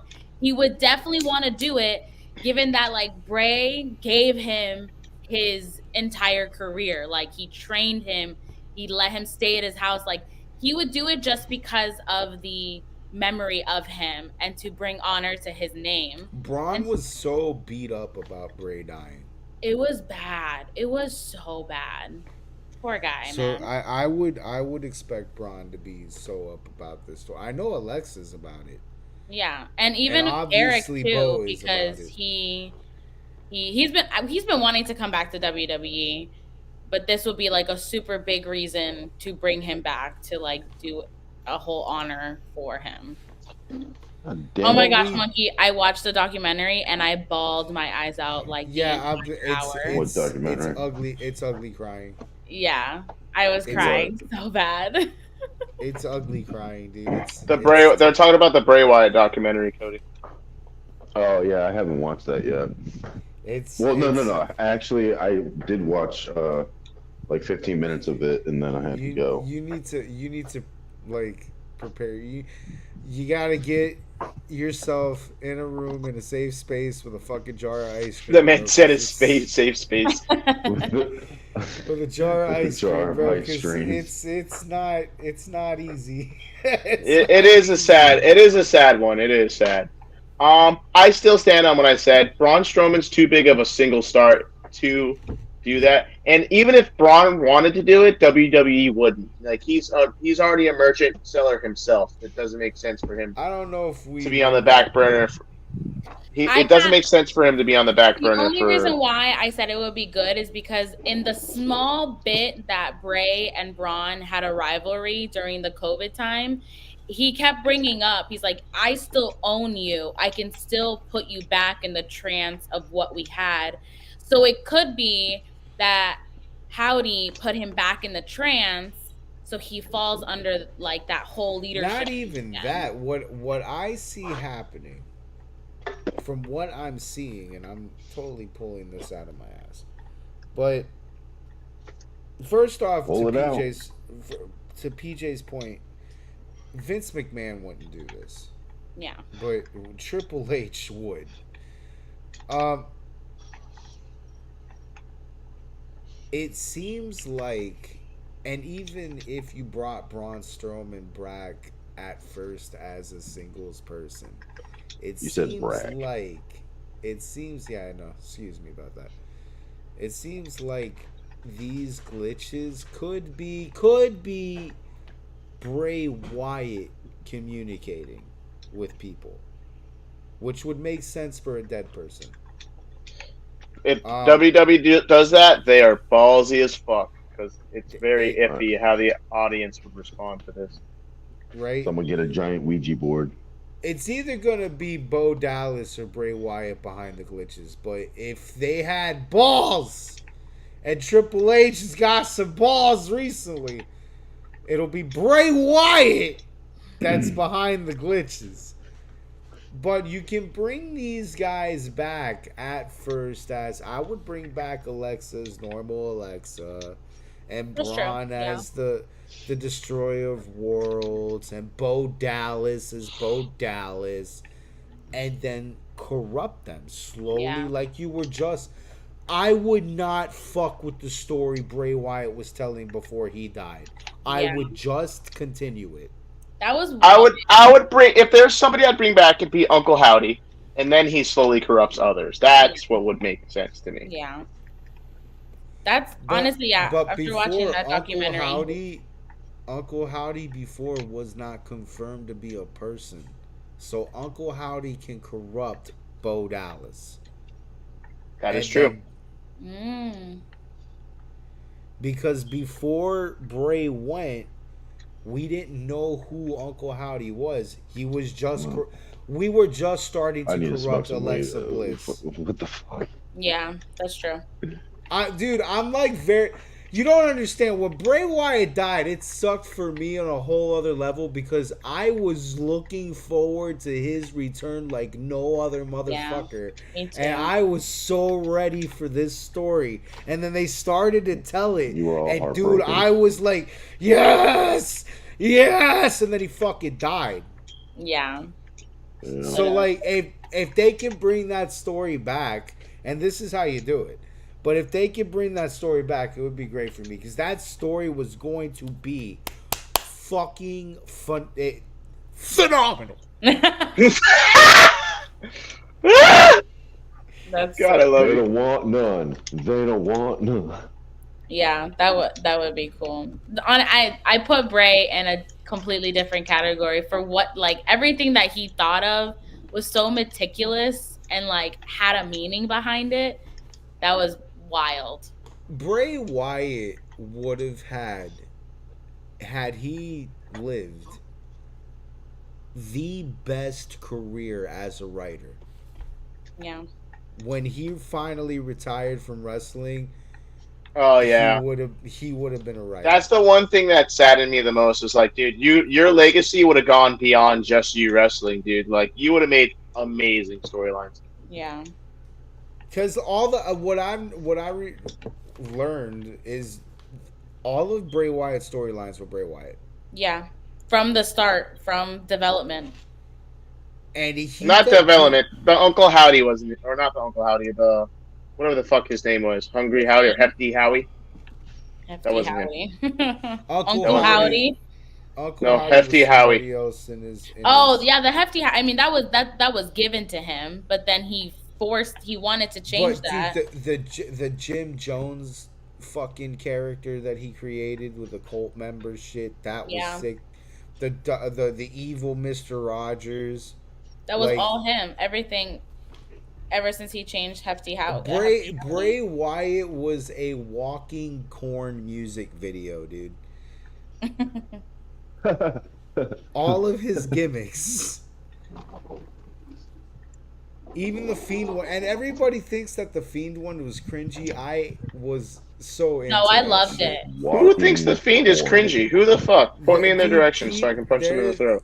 When I get into discussions with wrestling marks about Bray Wyatt, they find the Fiend and that storyline, the COVID Randy Orton storyline to be cringe, and I'm like, are you fucking serious? They're not real wrestling fans. Get them out. Besides Roman destroying his family, that was the only thing the COVID era had. Yeah. That match with Randy Orton. Is that what we're calling it? The COVID era? Yeah, it's the COVID era. The era where we had fans on the screen. Yeah, I know. Did you ever buy one of those screens or whatever? I did for an NBA game, for a Heat game. I didn't do it for WWE. That's funny. I did it for a Heat game, and I had a little sign. How are they? That was so funny that they were like putting people in the stands. I was like, these people are paying money to have a cardboard. People were putting not just they were like putting gifs and like videos of Obama and fucking Trump. What the fuck?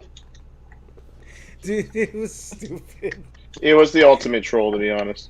I mean, you had nothing better else to do. You were like, might as well. It was free. First off, you didn't have to pay. You just had to be lucky enough to be one of the first 30,000 fucking people to be there. All right, so let's get back to this. We get Drew McIntyre. Every time I read this name, I pronounce it wrong. Drew McIntyre backstage. He just destroys the TV. That's it. That's. I knew it. I as soon as I saw the look on his face, I'm like, yeah, that TV's fucked. That TV's fucked.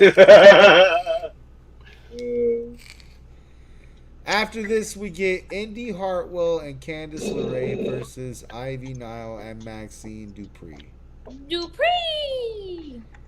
Another short match. This rivalry needs to go somewhere already.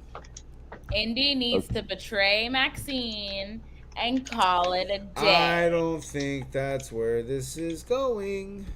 I need Maxine to go. She needs to be on her own. I don't think she needs to be. Get in this match a heel turn for Indy. Yep. Who creates a distraction in the match that causes the ref to miss a tag made by Ivy, leaving Maxine to eat a big boot from an illegal Indy before Candice, who's dead, is thrown on top of Maxine for a pinfall while Indy's holding Ivy's legs on the other side of the apron. Basically, Indy is whole cheating to get the finish of the match. That's what we're trying to get through here. Indy is a big fat fucking cheater. He's a phony. Succumbing to fucking peer pressure.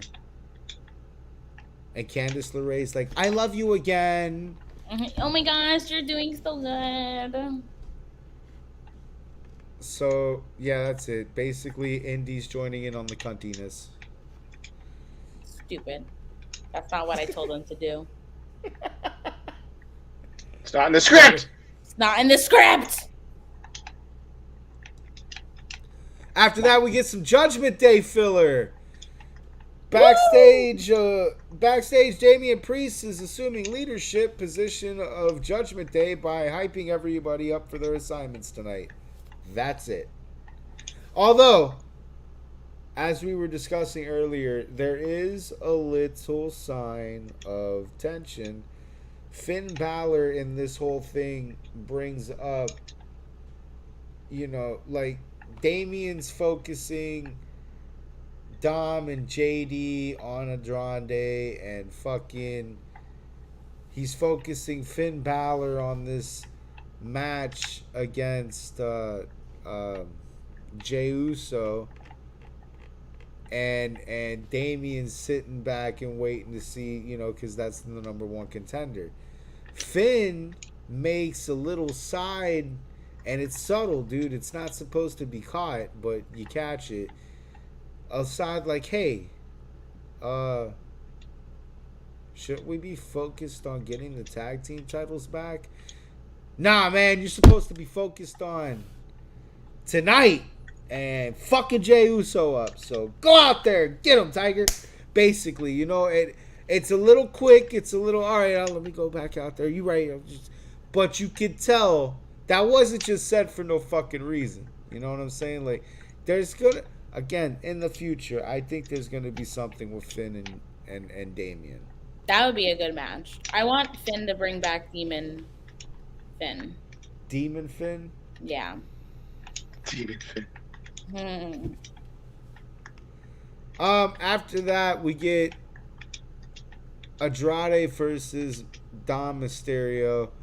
It's not your typical Dom squash match. Dom actually looks good in the match for a change. Has a spot with a sick Canadian destroyer on the apron. His 619 setup fails, however, and Andrade is able to reverse it, clear McDonough, and hit Dom with the message for a pinfall. He, however, receives a beatdown afterwards for his trouble until Ricochet comes out and breaks it up. So, yay, Ricochet, you hero. Yay, Ricochet! Ricotta! After that, Jey Uso backstage trying to get some of his insight on the stuff that happened in the Bloodline on SmackDown. Basically, he says it sucks to suck, but he's got some other shit to worry about tonight. That's it. Yeet. Yeet. This is gonna be awesome for our Karen fans. What happened to Jimmy was no yeet. No, it was definitely not yeet. It was no yeet as fuck. Chelsea Green and Piper Niven versus Kaden Carter and Katana Chance. Short match, but it was fun to watch nonetheless. I guess we're giving Chelsea a break after feeding her to Jade twice in a row. Chelsea gives no breaks to the Rave Girls, however, bitching about it being a nightclub when it comes out.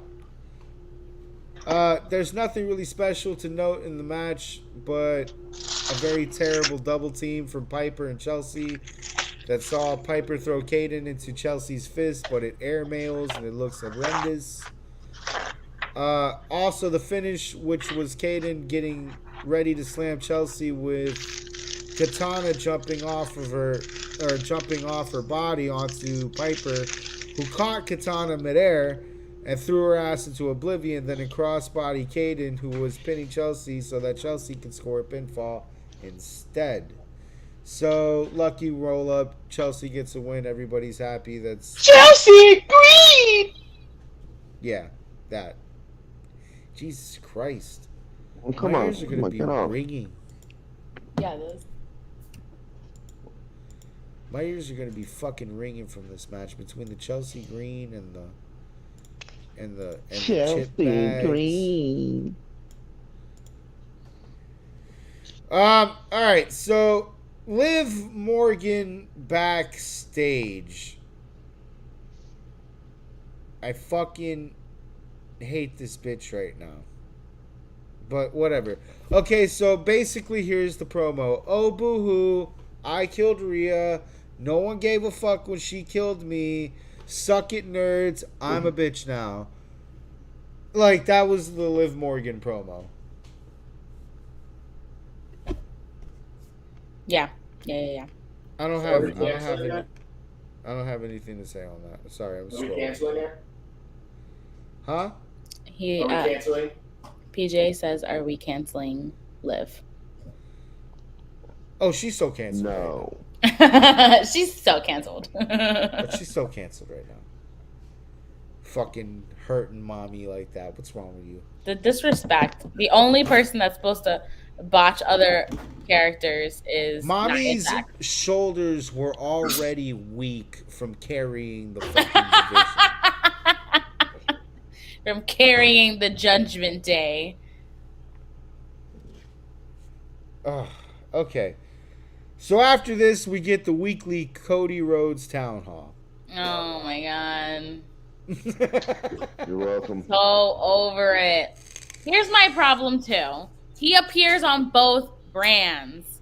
That's annoying. Yes, The dude. whole point of a champ is to stay on the fucking brand, so you look forward to seeing that show. I don't need to see him on both shows. I don't need to see that.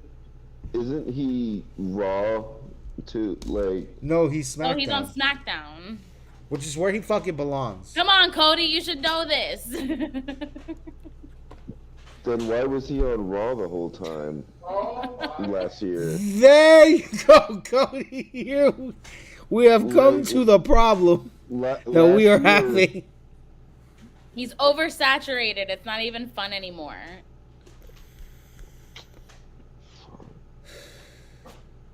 No, it's not. After asking the crowd what they want to talk about in French, he says he can't dwell on WrestleMania 40 forever.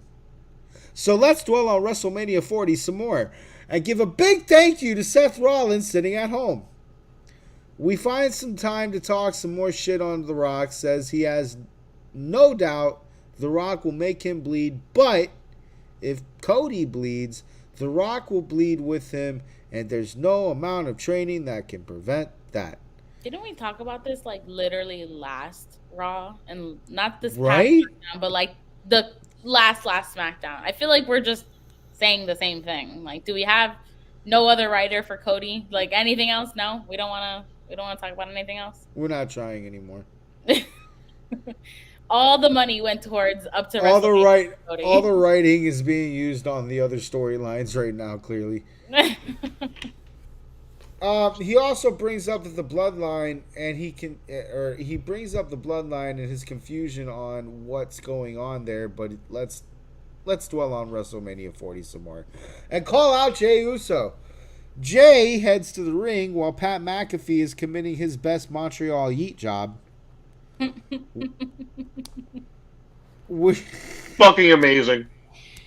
Oh god! If it wasn't for Pat McAfee saving this promo right now, Which he's saving the fuck out of it. This is, by the way, what happens when you yeet in Canada.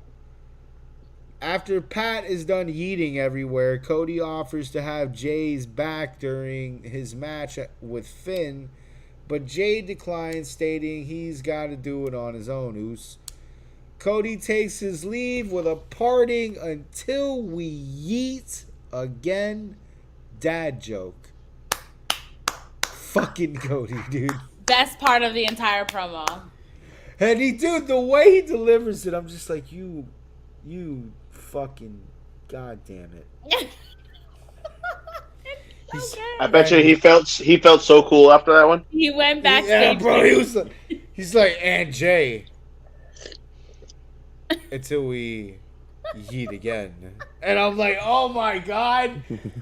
You know, he went backstage. You know, he went backstage like, yeah, bro, I killed that promo. Did you hear what I said? Until we eat again. Did you hear that one? That was funny. I'm gonna talk about it on SmackDown on my show. I can't wait to tell Brandy that when I get home, bitch. Hey, yeah, I said it again.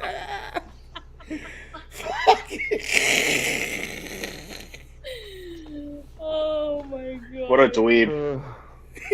He's such a nerd. He's such a nerd, dude. He's so bad. This is what America wanted. We know we did. We wanted this because I know he ain't going to be a champion in 3 fucking months. All right. After this, we get Nia Jax backstage, and I need to type this out verbatim so y'all can hear this Scott Steiner ass math that she's about to give us.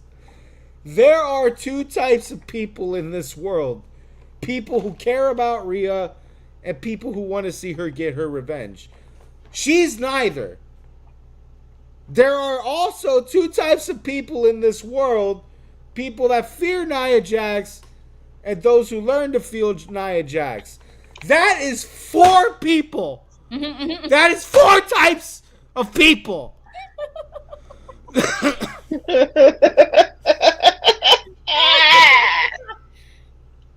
Great promo, Nia. Thank you. And also, which one is Jax?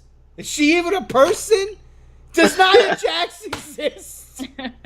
She is everything and everywhere. Oh, God. She's the beginning and end. Other than that, other than the Scott Steiner ass fucking math that we just got from Nia Jax, basically the promo was, "I'm big, I eat you, grr." Per usual for Nia Jax. Basically. Nothing's changed. Don't body shame. It's what? not body shaming, it's just that's her character. Cody, I what the can't fuck? How am I supposed to body shame Nia Jax? She has Rikishi's moveset. Yeah, literally. Yeah. Full stink face and all that shit. Oh, God. Anyway, we Yeah, get Jey Uso versus Finn Balor. So, Balor's music hit, and we all thought he was coming to the ring the right way, but instead he attacks Jey Uso from behind like the prick that he is.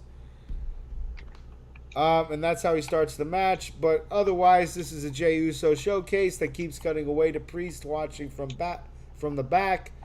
Once Uso reverses coup de grace into a spear and splash pinfall victory, Damian Priest comes out. Let's talk about this one because, again, it looks like the Judgment Day might be not communicating. So, when Priest comes out to have a stare down with Jey Uso, it's broken up by Judgment Day jumping Jey Uso.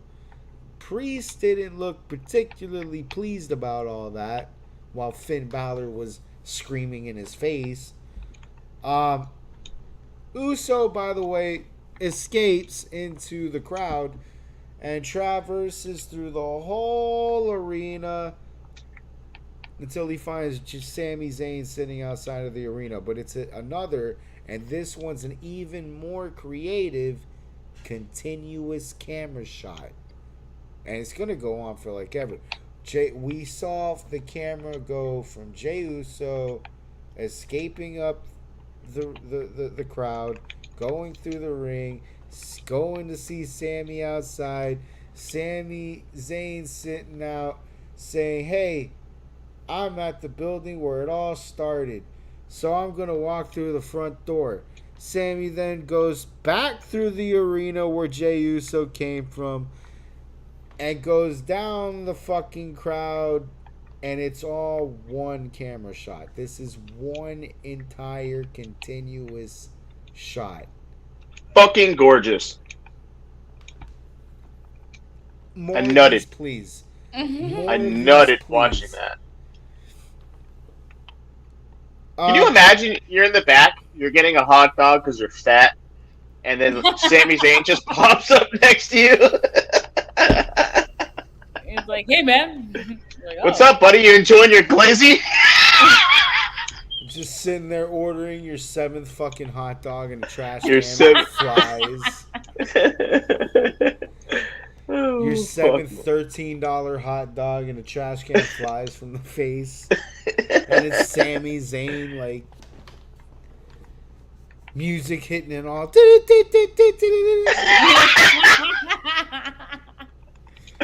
Guess I ain't eat this hot dog anymore. Oh, boy. Anyway, Sami enters through the crowd to the ring the long way.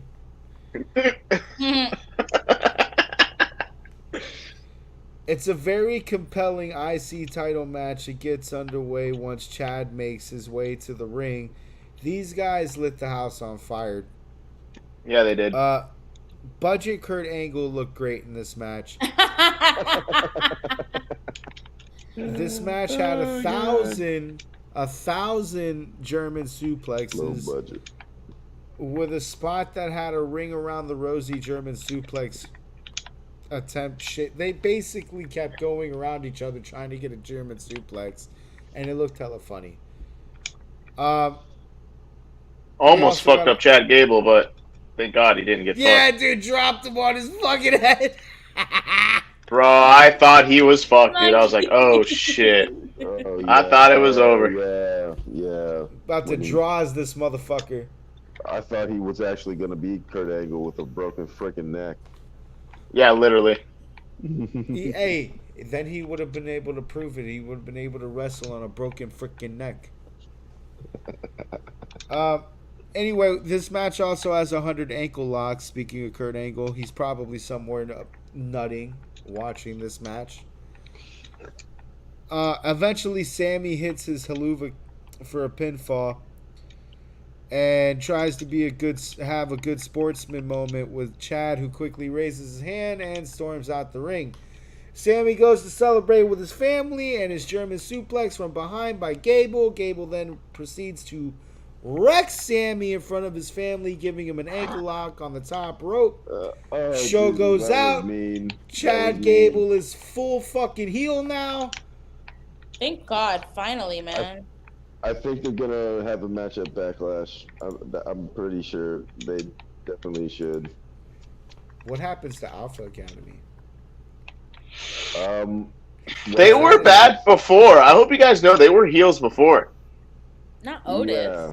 Alpha Otis was a Academy heel. Didn't, Really? Alpha Otis was Academy a Yeah, the Alpha Academy, they were heels. Oh. Yeah. Alpha Academy were heels, but Budget Kurt Angle did all the talking. Yes, that is correct. So he's gonna turn Alpha Academy into a gay-looking Judgment Day. Yes. God. Can you imagine Maxine Dupree fucking in a heel moveset? Poor Maxine. She's I love not her. good in the ring, dude. No, I know. And I don't know if that's like on purpose is the problem. Yeah. I don't know if that's like her character is she's not supposed to be good in the ring, or if they made a character around her not being good in the ring. Yeah. But she's not good in the ring. She's She gets- slow as balls. She gets so much hate. It's ridiculous. I mean, it's not like I've seen way worse, but she's slow as hell. None of the moves look good. Yeah. I don't know. We'll see what Yeah. happens with heel Gable. Heel Gable. Heel Kurt Angle. Bro, if Chad Gable starts fucking coming out saying, I want to have that bestiality sex with your wife. I'm out. What? Dude, you not remember that? You not remember when Kurt Angle was full fucking deranged, trying to fuck Booker T's wife? Oh yeah, that segment was brutal. And he was like, I want to have that sick sex. I want to have that bestiality sex. And I'm like, yo, Kurt Angle, can you chill the fuck out? Like, That was Perk Angle, baby. Perk Angle was the top tier Kurt Angle form, bro. What did he mean by that bestiality sex? Was he being racist? Oh man, don't tell him. Nobody tell him. Let him do his research. No. Come back next week with the information that you find. Yeah, I want a 5-point presentation. That's your homework assignment for me. Why did Find out what bestiality means. On the next Oh, episode. No, Google it. We're not talking about that on this podcast. No way. I know what it is. But like, why did he say Have you it? ever Is it seen a just donkey racist show? comment?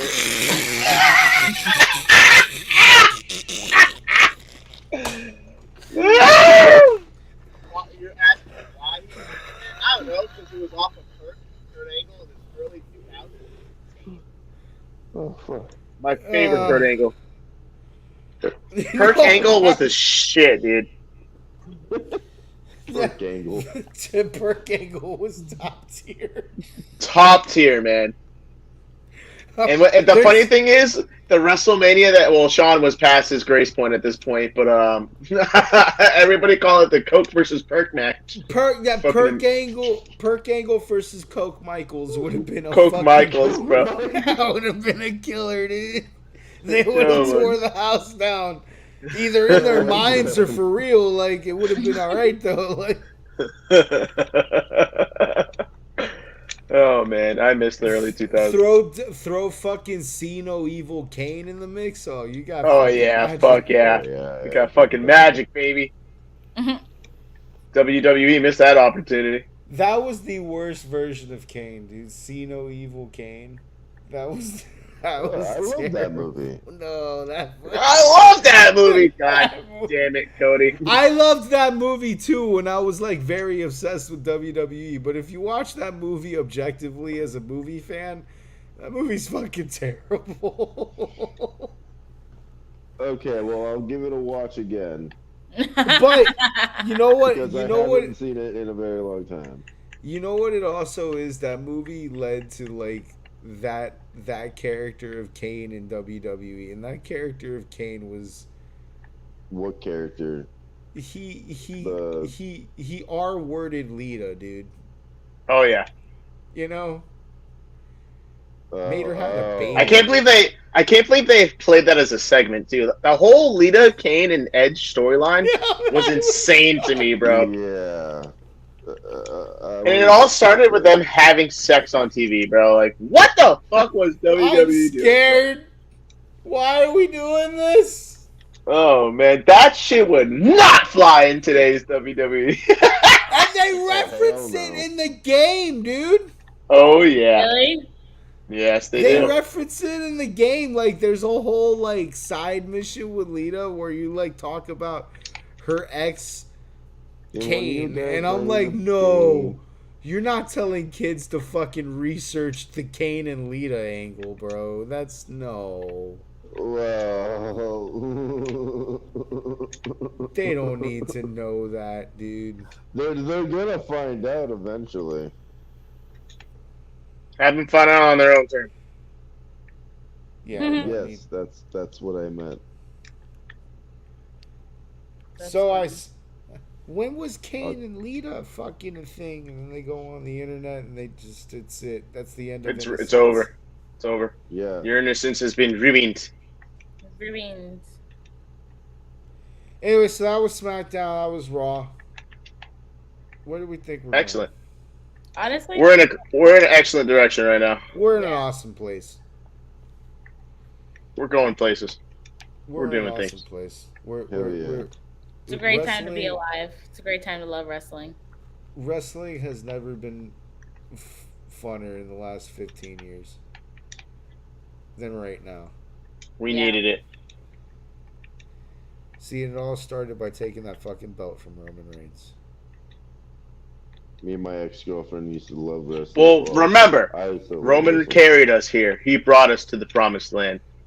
Yeah. Now it's time for somebody else to carry us through it. I'm excited for this draft. I want to see where everyone goes. Yo, Me too. Yeah. Let's do some like speculative thinking. I need a roster. I need an active roster. I don't know who's on what brand. Look it up.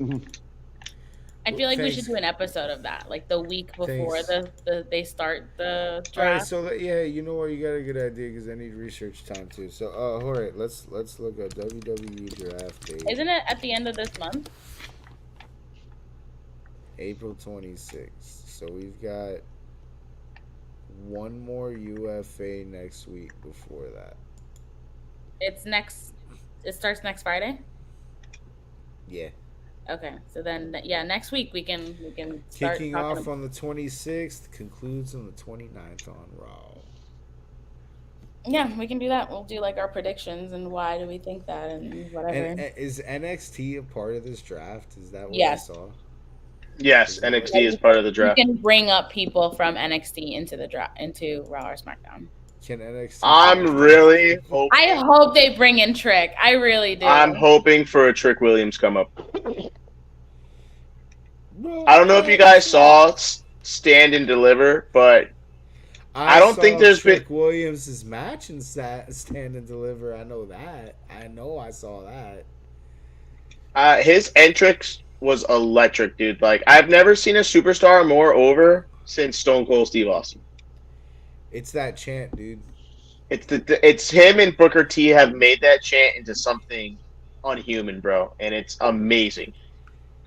And the guy can wrestle. I haven't seen a lot of his mic work. Over. It's so over right now. So I can't wait until they bring him to. Maybe they're waiting to squeeze the most out of him on NXT, then bring him up. I don't know, because from what I saw on your screen, Monkey, it looked like he won against Carmelo Hayes, and it looks like he's going to beef with the NXT champion now. So I don't know. We'll see. Maybe they give him the belt before they call him up. I think they might, and have him run for a little bit on NXT, and then call him up. How many guys have had the NXT champ twice? Finn Balor. Because this was a topic that I kept seeing on my feed for the women's champ, the women's NXT. That there's only 3 of them that have been NXT champs twice, and that's Charlotte Flair, Shayna Baszler, and now Roxana. NXT is weird because usually when you get the belt, you're going up. Like that's the MO. Once you get the belt and you drop it, your next step is a brand. Yeah. So but I think they're making NXT a little bit more like more than just developmental. Because it's actually developing its own personality right now. Like now you got people like Baron Corbin on NXT is the best version of Baron Corbin I've ever seen. Yeah. Like I agree. I actually enjoy him in matches now on NXT. Yeah, and that doesn't mean that he's not good. It just means like it's better for storyline. His storylines are just better there. You know what I mean? And that's the thing that drives me nuts about NXT is like unless you're like a top guy and you get called up to the top roster, you usually get buried. A perfect example right now, and I think it's because it's his personal choice, but Shinsuke Nakamura. That guy was so over for a while. Was so fucking over when I first started watching again. Now he's like in the sandbox, bro. Like he's just... Yeah, but I think it's a personal choice on him. From what I'm seeing, like he's just the reason why he left IGWP is literally to collect a check, and he's just like, yeah, I'm stacking money. I don't care where they put me. That's fair. Like that's the rumor mill with him. Like he doesn't care about creative. He doesn't care what he does, wins. He just wants to stack money. I respect it. He wants that. I respect it. I respect it. Bro, he's getting paid dumb money just to lose, dude. Like I would do the same thing. Yeah. Yeah. Also, I mean, in general, his mic skills are not even good. Like he barely could speak English anyway. So. Yeah, but he's still the master of strong style. They're not having a problem with that with fucking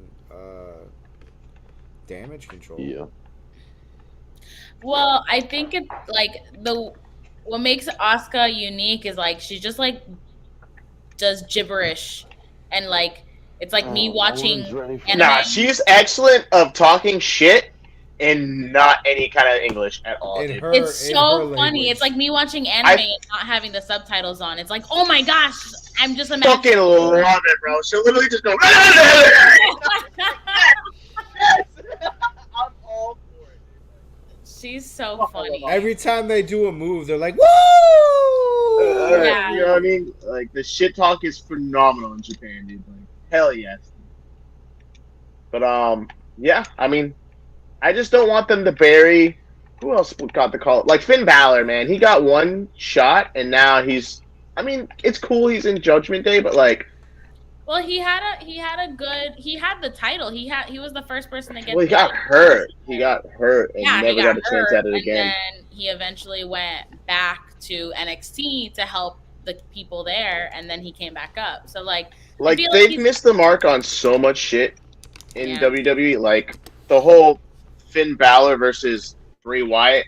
Like, I was so ready That for should have been bigger than the it Fiend was. versus the Demon, The dude. I Fiend was versus so Demon? ready Oh for that, my and they God. never capitalized on it. I would have lost my shit. I've never seen creative fuck up a superstar like they did, like Bray Wyatt, dude. Like, fuck, man. Like, dude, that man had so many chances to feed You know what beautifully. it is?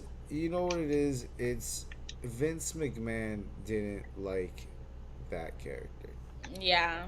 I mean, even What? Triple H was saying it in the Okay. documentary that like some of the stuff that he was saying was so out of the box that like they had to contain him in a sense. So like it was hard for them to even keep up with his Creative creative mind. differences. You know, Yep. and people are gonna hate this opinion. You know who would have fucking been? Who would have just two people that would have let Bray Wyatt do? No, three people that would have let Bray Wyatt be who Bray Wyatt wanted to be. Vince Russo would have killed for Bray Wyatt. Yep. Eric Bischoff would have fucking seen Bray Wyatt selling and let Bray Wyatt do. Eric Bischoff let people do whatever he wanted. And Oh, yeah. Paul Heyman would have seen the money behind it and would have been like, alright, well, let me not get it. Paul Heyman fucking let Sandman be who he wanted to be, New Jack be who he wanted to be. Like, Paul Heyman does not get in Shit. the way of creative. Now that you bring up Paul Heyman and, like, you know, Bray Wyatt, like, that just makes me, you know, think that ECW is just, you know, written all over Bray Wyatt, you know, just like Paul sees ECW inside him. Well, It's- Saw, yeah. It's not. It's just you could tell. Like, Vince Russo loved over the top, semi-real storylines, and Bray Wyatt's, especially the Jim Jones character that he had, the cult leader. Yeah, Fucking Vince Russo would have loved that. that one was so good. Eric Bischoff never got in the way of nobody's creative. And that was to a fault because he let Hulk Hogan destroy his company. But Bray Wyatt would have been able to do whatever he wanted there. And Paul Heyman would have let him do whatever he wanted there. Paul Heyman would have embellished it. Like, if Exactly. imagine the Bray Wyatt Randy Orton finish, but they're allowed to have Alexa covered in blood instead of black. That would have looked way better.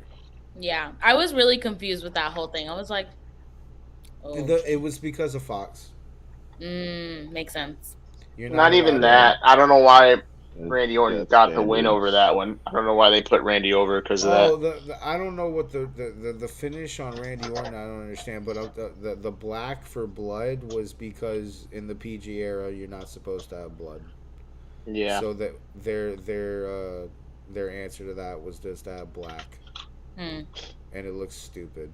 Yeah, that whole ending part was just weird. Like Randy winning, Alexa doing her thing Out of the box, like, out of the box. Yeah, I it was literally sitting there mad confused watching that live. I was like, what the hell is going on? and then it goes nowhere because of the 2020 cuts. Yeah. So we're just 'Cause I'm left. sure that We're just would've left been- hanging. Like, oh, okay. So we're never gonna find out. Got it.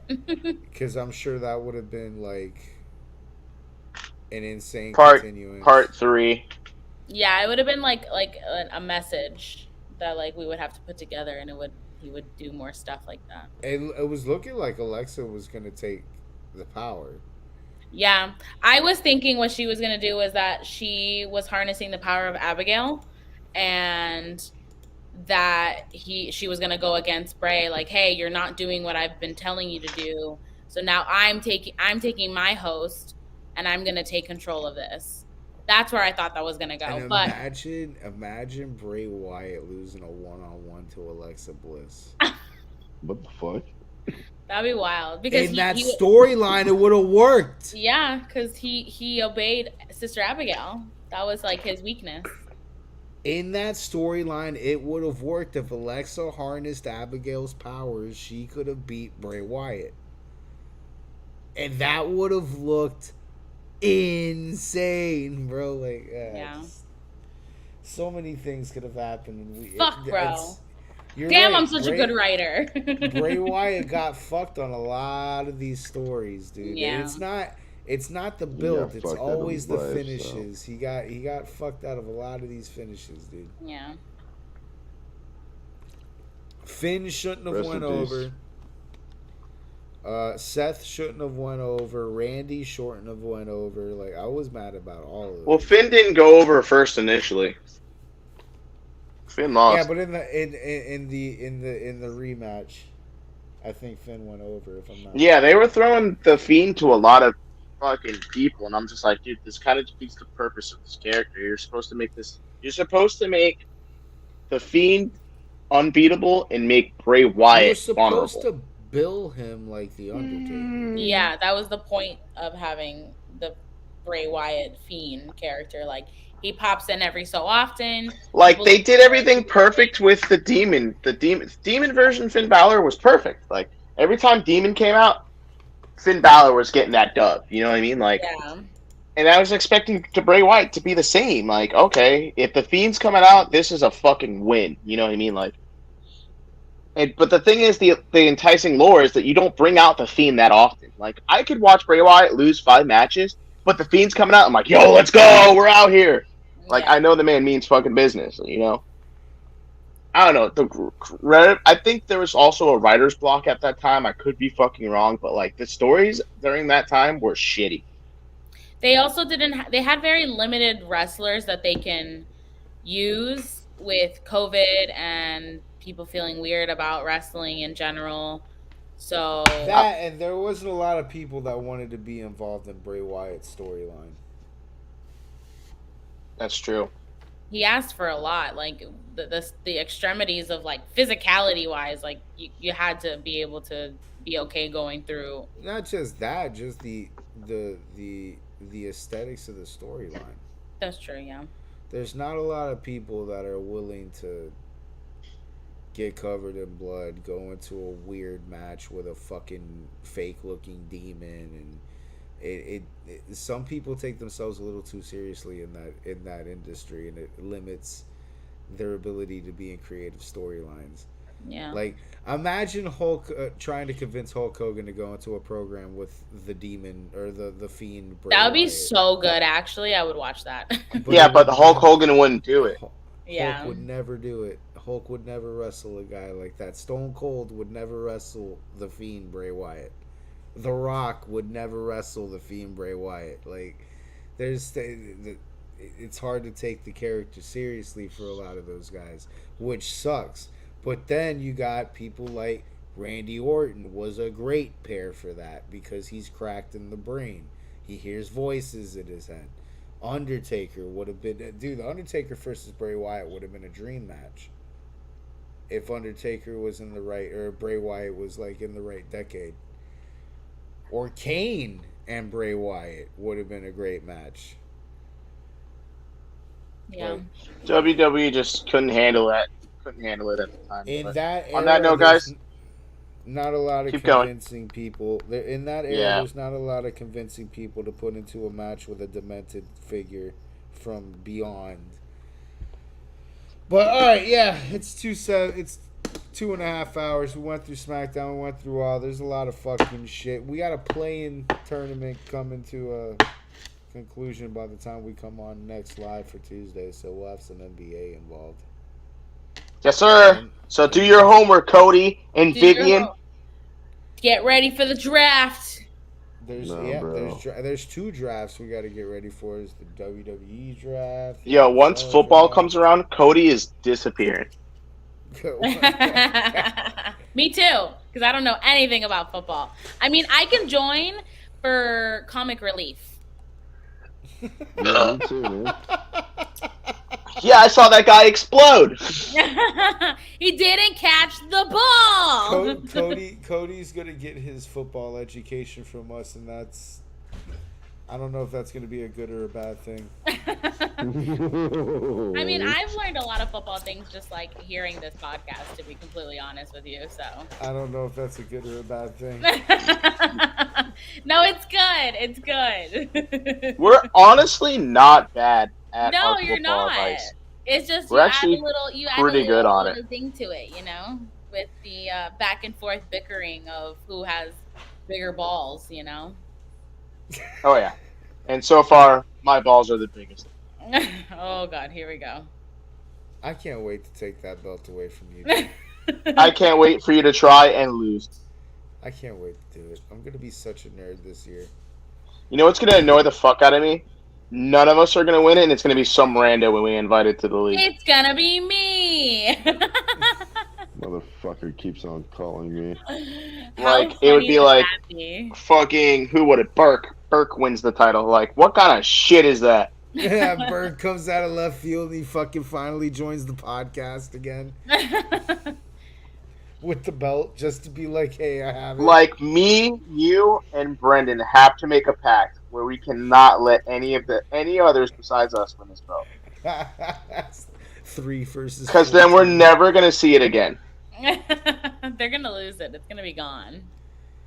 Literally. Bro, they'll have to fucking replace it. Yeah, who were those guys again? At WrestleMania, the Eagles guys.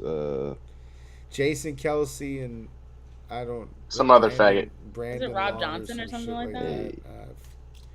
Some that loser. sounds right. Some other evil. Some other. We don't care about the Eagles. Fuck All first. right. All right. Yeah. We're gonna end it here. Have a good night, guys. Bye. Peace.